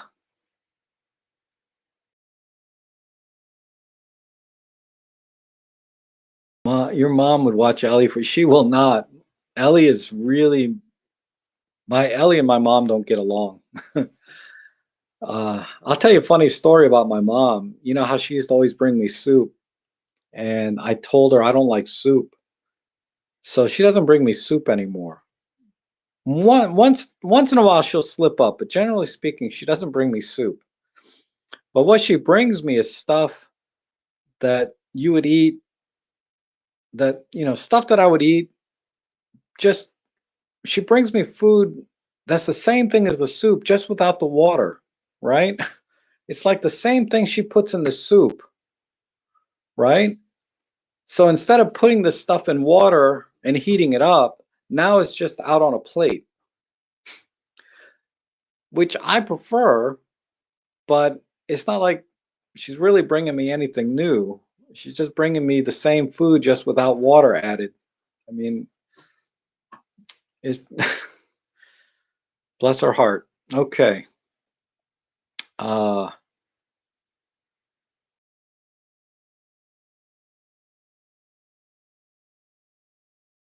and let's see, who's this? John McCormick, you've traveled to 50 countries in 50 years. Wow. That's freaking amazing. And Marcel is here. Oh my goodness. Hi, Marcel. I know this isn't for me, this message, but man, it's good to see you. It's been a while. We used to always be in the photo streams together, right? The photo editing streams. Um,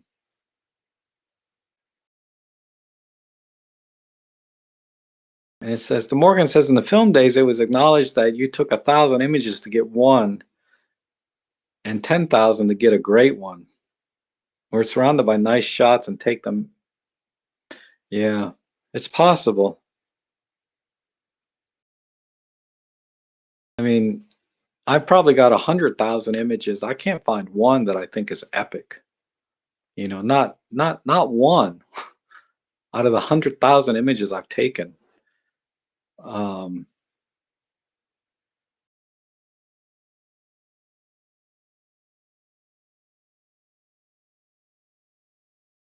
and Dave says photography is like riding a motorcycle when you've never been. New places open your eyes.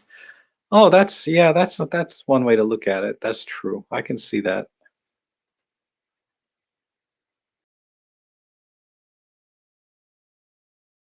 The word you search for is convergence. Yes, this is yes, convergence. Thank you. Um, man, I tell you. Okay, I have to go to the end of the comments here.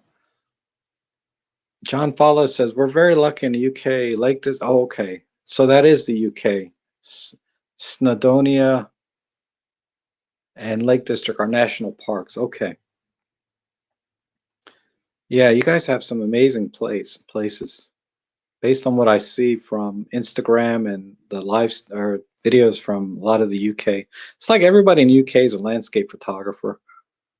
Like, are there any UK portrait photographers? Like, or British portrait photographers? Does anybody have a channel for that? I would be impressed or surprised. I mean, there's probably a lot, and they just don't show up in my YouTube recommended videos because I don't look for portrait photographers anymore. But um, there's probably many. I just don't know them. Everybody that comes up whenever I search for landscape, it's always somebody in the UK. You know, James Popsis, right? Simon, the two Simons, Thomas, and there's a couple other guys. I can't remember their names. I don't watch them so much because their personality is very loud. I like the fro, but these guys I'm not a big fan of. Uh, I'm gonna chill out when I watch woodland photography. And these guys are they're very high energy. When I'm watching the fro, photo news fix and all that, yeah, high energy works in those kind of videos for me. Um, but anyway, DeMorgan says perhaps it's because you go to take good shots and do it. You don't look for one epic shot. You are taking photos instead of looking for one epic. Go without a camera and plan a shot. Wow, that would be something. That's an interesting idea. Go out without a camera. That would drive me bonkers. But maybe that's what it takes. You got to try different things. That's an interesting idea. I'll bring a vlogging camera so I can talk about the scene. And then bring another, go back another time with the same camera and then make a whole video out of it. That's an interesting idea. What the hell, I have to write that one down. That's I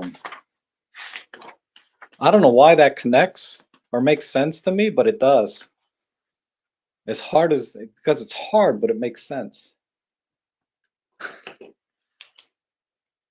And I know DeMorgan's very competent photographer as well. Based on the images you guys send me in the photo editing streams. Go to place without a camera. Wow. Without a camera and plan a shot. I'm going to put your name here just so I remember who gave me this idea. Wow. Otherwise, I'll think it was my own idea. Like if I write an idea down here and I don't put a name next to it, like a couple months later, I'll be like, I'm a genius. But no, it was DeMorgan. Anyhow, that's interesting. Oh, Emily does weddings and portraits. Yeah, but she does a lot of street too, right? She does the weddings and portraits as her professional work. But she is British, so thank you. You're right. See, right in front of me, somebody I actually know, and I totally forgot. Oh, um, and I thought I saw something here from Rick. Well, here's one from System Natura. There's always so much to see in a photo of botanical gardens. We have new gardens in the West, London, amazing, especially doing macro and flowers and so. Yeah, yeah, London is amazing. I'll have to go there sometime.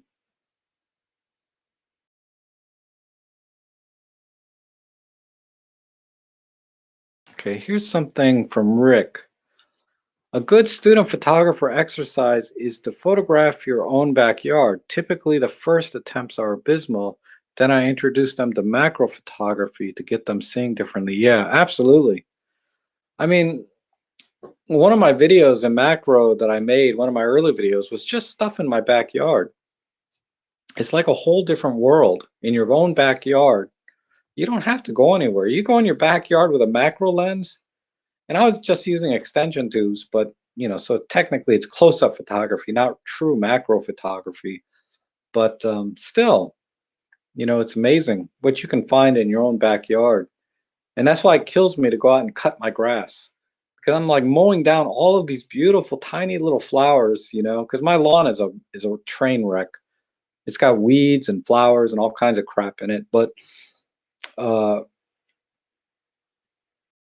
I might have to mow my lawn again. But yeah, that's true. The whole you can create macro landscapes, right? I saw a video where some guy was just he was doing macro work, close-up photography, and it looked like a regular landscape somehow. But you could tell it wasn't. But at the same time, you're like, man, that looks like a landscape. Like if you were a flea looking hanging off a clover leaf, looking around your environment, that's your landscape, and that's kind of what it looked like. It was kind of neat. And Alberto's asking me what happened to that. I edit yours. Oh, I just been doing photo walks lately. I'll do one this week. I'll have to give some thought. I'm gonna try and do one this week. I'm not giving up on them, but I just been doing photo walks so much. that because the weather got really nice. That's basically what happened is the weather got nice. So instead of staying at home live streaming, I just been going out on photo walks.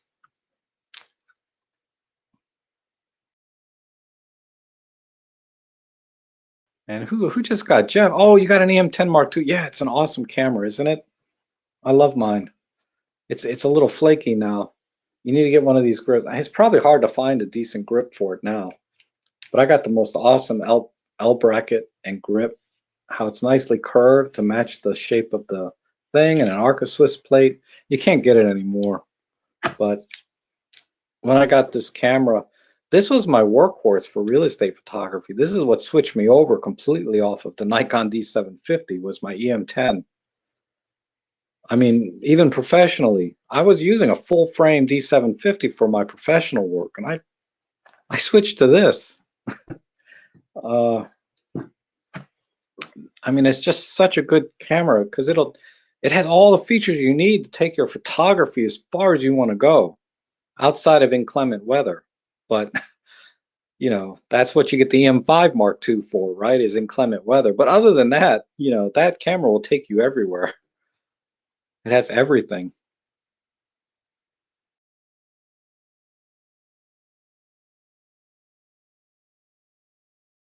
Oh, Tucker is British. Yeah, he is good though. I've watched some of his stuff. He publishes a video like once a month, and it's usually, I mean, again, no disrespect to Sean Tucker, right? He's an awesome photographer and does fantastic YouTube videos. But it's um man, he talks a long time. He's really long-winded. He'll talk. He just wow. I don't have that kind of attention span for the kind of photography that he does.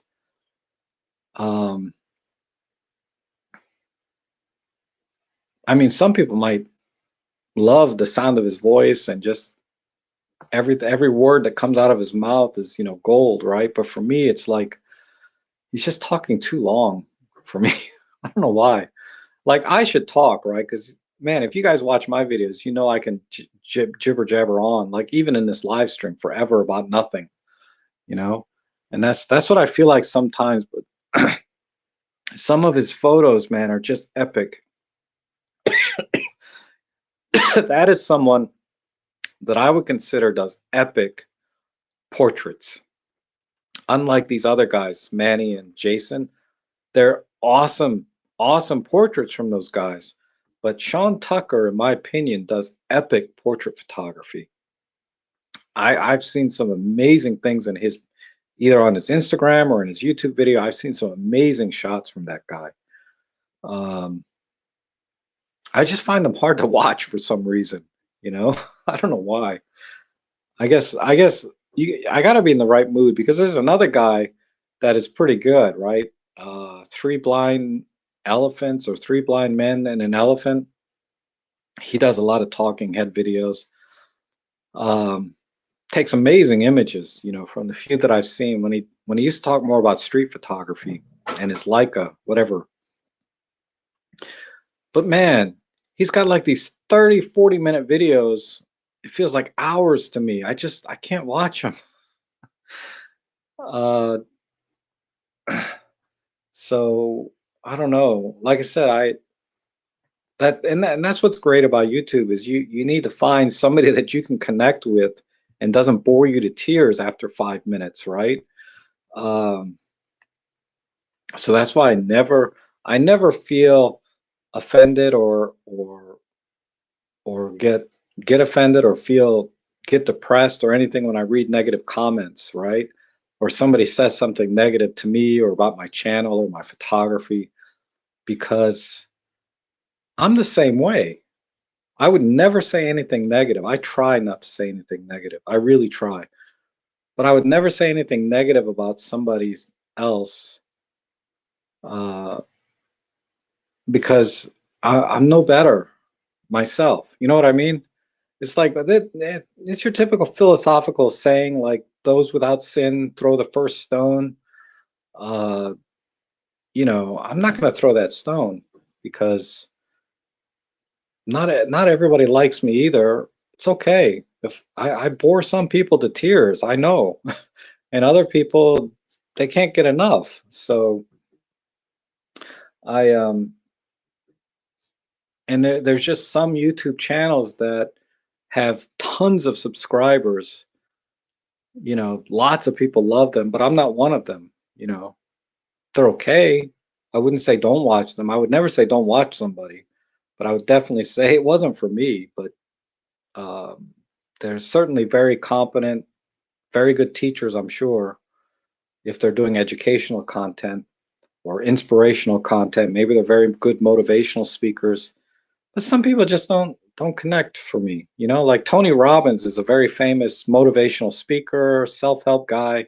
I can't watch him. Can't watch him. He just doesn't work for me. But anyhow,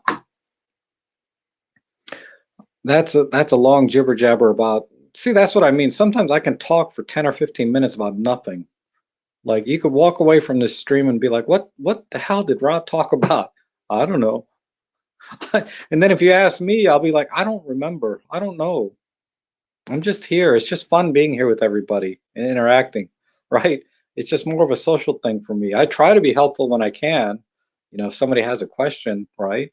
But when at the end of the day, I'm like, I don't know. That's why I have to take notes like this. It's like, otherwise, I'm not going to remember. And Bill says the epic shot is the one you always miss. Yeah. You see it, then don't have a camera in hand. I know, right? But one of the good things living in Australia is that in 300-kilometer distance, I can visit Slovenia, Croatia. Yeah. Yeah, that's basically you tip out the front door and you're in epic areas. And that's an amazing diversity to be in. And then John says, James pops his scouts using his phone, then returns with a camera. I've seen people do that. There's that other guy, I forget his name. I just started watching him recently. He's actually an American, I think. But he'll be out in the field with his phone taking pictures, and then he'll line up, he brings both, right?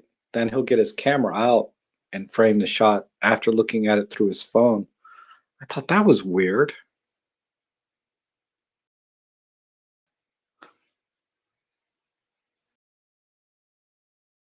And just as most of the iconic UK portrait photographers have left the planet, probably before the interweb. Really? And Rick says, when I returned to photography after years in software design and development, I had to relearn how to see. I was seeing the world on monochrome. Learning to see is what you learn at art school. Yeah. I don't have the advantage of that. And Arthur says, all this talk makes me want to plan a trip to New Jersey, Botana. Oh, yeah. Yeah, you're not far from me. I mean, you're probably about 5 hours drive, maybe six. But it's only like 6 or 7 hours all the way to New York City for me, if I remember correctly. Of course, that's when I was younger and was driving 100 miles an hour.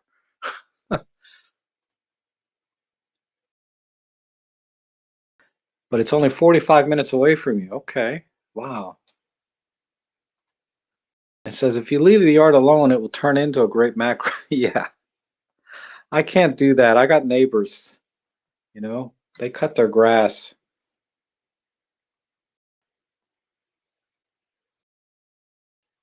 And then Thomas says, walking the dog, I saw tiny pink wood squirrel flowers all over the lawn at a local park. I went back the next day and they had been mowed down. Yeah, I know what you mean.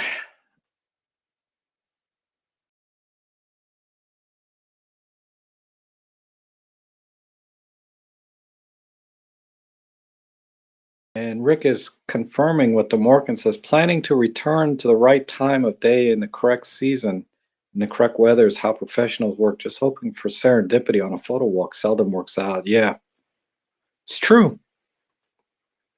It's true. I mean, that's exactly how they get those epic shots, right? Is I mean, once in a blue moon, I think I saw Thomas Heaton say he saw something while he was driving and he stopped to take a picture. But while he was out running errands, he saw this picture. So he always brings his camera with him. And it wasn't, I wouldn't say it was an epic shot, but it was a nice picture. But yeah, his epic shots, yeah, it's always like, he's out there camping and planning and staying there for days sometimes. Oh, how come the message is not showing anymore? But that's, oh, Scott Mumford's here. How are you, Scott? And Sean Tucker moved to the countryside to close to Simon Baxter since his wife left him. Hmm. Oh, that's some drama.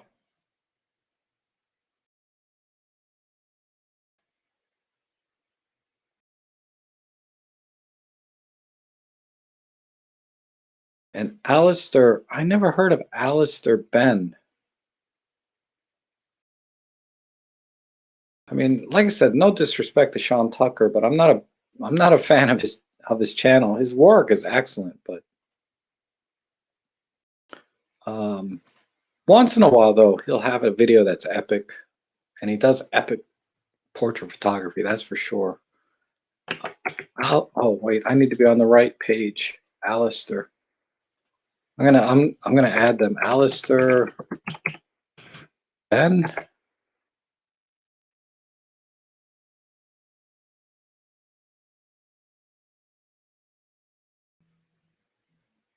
Is this the guy? Oops. Is this the guy? Alistair Ben. See the about.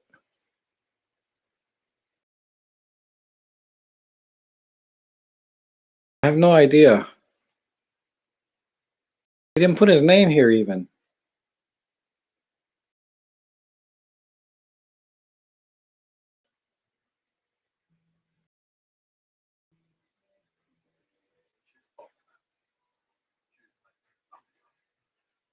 Is this him? Let me.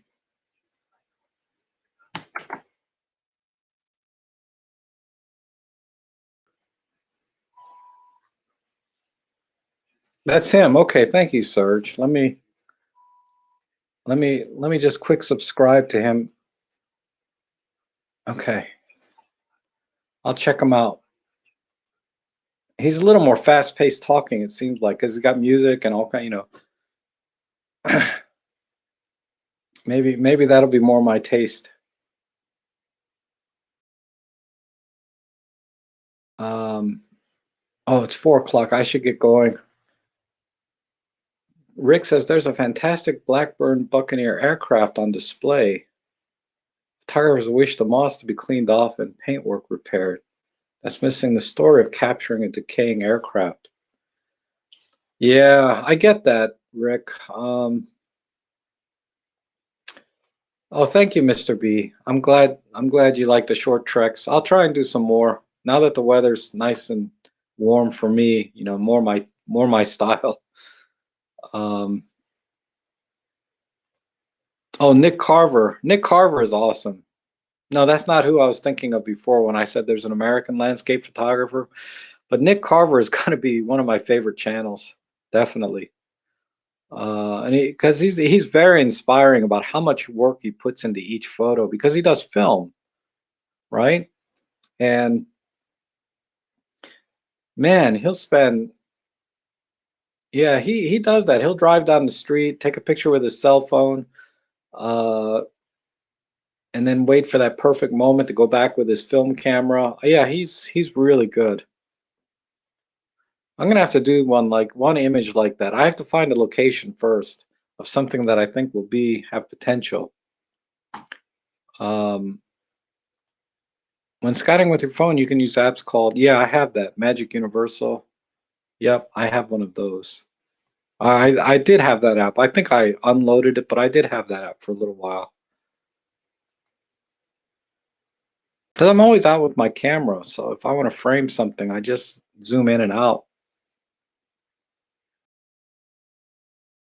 And Serge says he's Scottish. Okay. All right, Marsha, we'll see you later.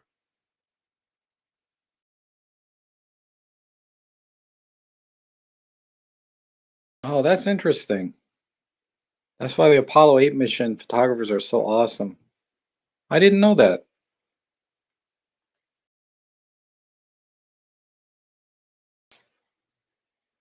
Interesting.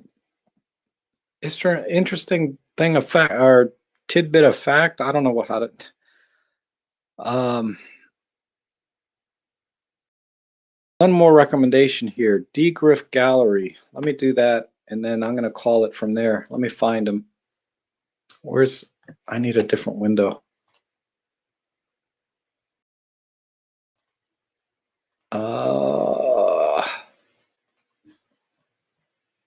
DGriff Gallery.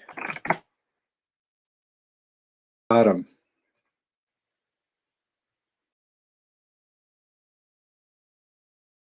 Oh, this guy. I know this guy. Yeah. I've watched a couple of his videos. They were okay. Um, I have to watch them. I haven't watched a couple. I watched one video. I haven't watched any. I've been meaning. I forgot all about him. I've been meaning to get back to him. I watched this one video. Um, this one right here. This is the only one I've watched because you can see the red line, right? That I watched this video. And I've been meaning to get back to, and watch all the rest of these because you can't really judge a channel off one video, right? Um, I'm upside down. What the hell? Okay. Yeah, I'll thanks for reminding me about him. I need to I'm gonna click on one of the videos so it'll show up in my history. He's critiquing Thomas Heaton. That'll be interesting. I'm watching this right now. Yeah, yeah, this guy. I watched one. Okay, so now that I have this in my history, I'll a lot of times I'll go back in my history of things I've watched on YouTube and then it I'll save it for watch later. You know how YouTube works. I do all these little things to help me remember. Um, let's see. You were going to show us. Oh yeah, something I bought. Yeah, y'all, you're still here. Okay, all right. I'll end the stream with this. What did I buy? Yes. Let me see if the camera's still up and working. All right. I think I can do this. Oops. All right. I'm gonna turn it around. You guys ready? Oh, that's where my green screen ends. Right here. That's funny. Okay, there's my printers and crap. There it is, right there. I got a let me mount this. Oh, freaking reflection from my light stand. I got a what do you call this thing? Uh, a dry box or something. I forget what you call it. A dehumidifier. Um, it keeps all your gear dry. Is basically right. I need to put the handle on. There's a handle that goes right here. But yeah, look at this. I got all my gear in here nice and dry. And there's a temperature here, 70 degrees, and it's 36% humidity. And I got all my lenses. It only came with one shelf. But so I added this shelf in. This is just a printer stand. So I could put more stuff in. But yeah, I got mostly my cameras on these two shelves. This is my strobe. And then I have a bunch of lenses right here.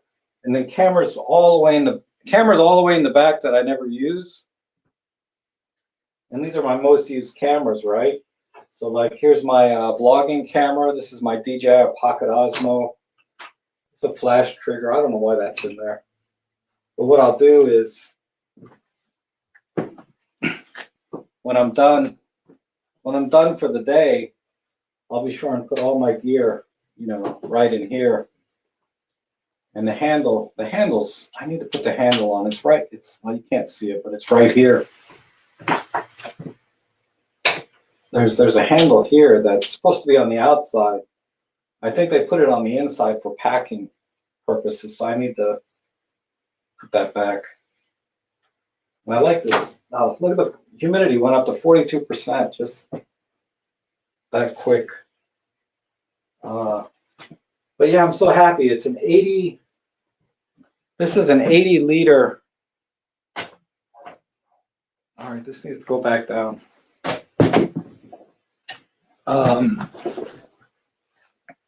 This is an 80 liter, whatchamacallit, 80 liter capacity, right? And I got it on sale, $100 off. It's normally $250, and I got it for $150 on a B&H, flash deal or something. So, because I remember they went on a flash deal like at Christmas time, and I regretted not buying it. So I was just waiting until they had another flash deal, because they have flash deals every single day, right? And I would check it almost every day. And then lo and behold, this thing went on sale for like 33% off. So I got $100 off. It's called a Rugged, RUGG.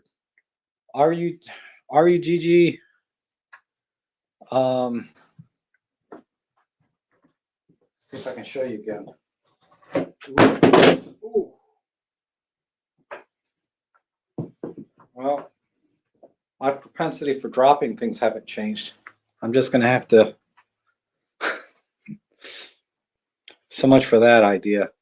Rugard. I'll just type it in the chat. It's a Rugard 80 liter dry box, I guess. And like I said, I paid $150 because it was $100 off, but it goes for $250 all day long, all year. You will never get at that price unless there's a special flash sale. So I got it from B&H, and I just watched the flash deals every single day. And finally it came in.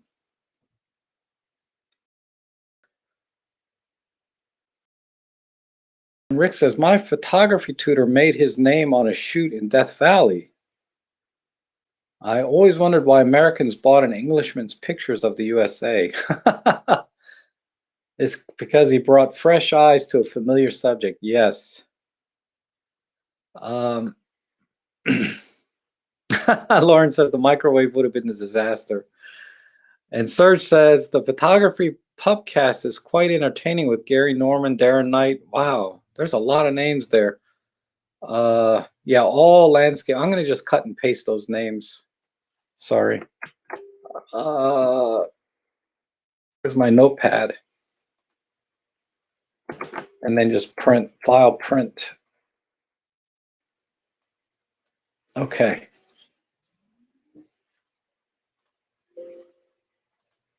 File print, come on. Print to my XP 800, there we go.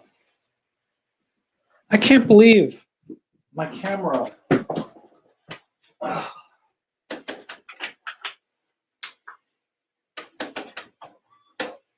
can't believe I dropped that.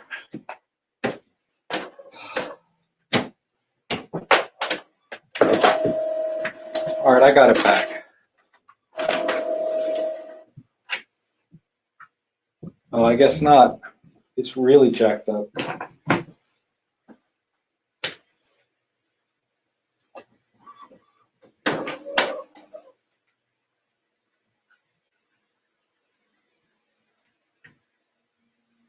How about now? All right, let me try to do this without dropping it. Rugard.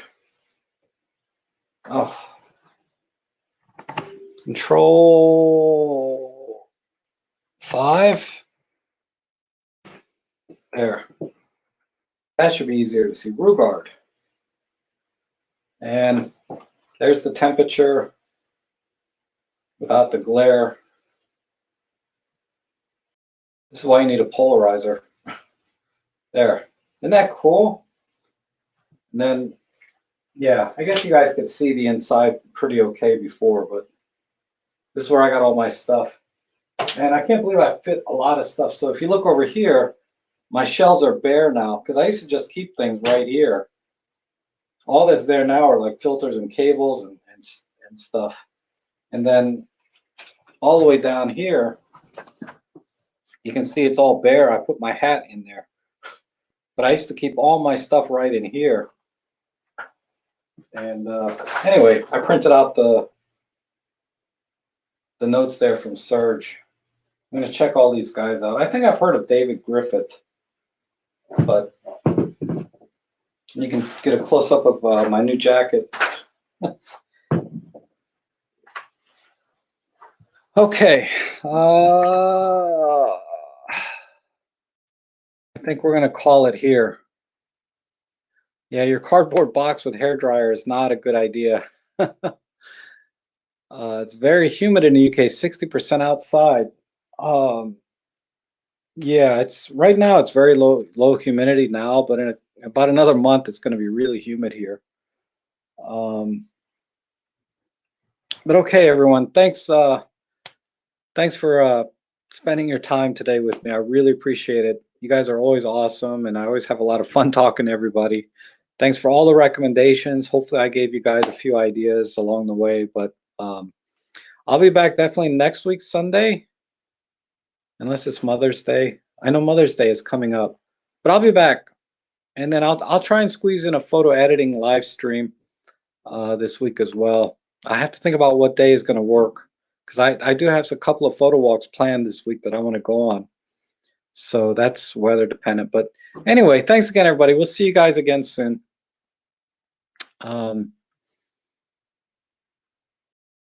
Sorry for this abrupt ending, but here we go.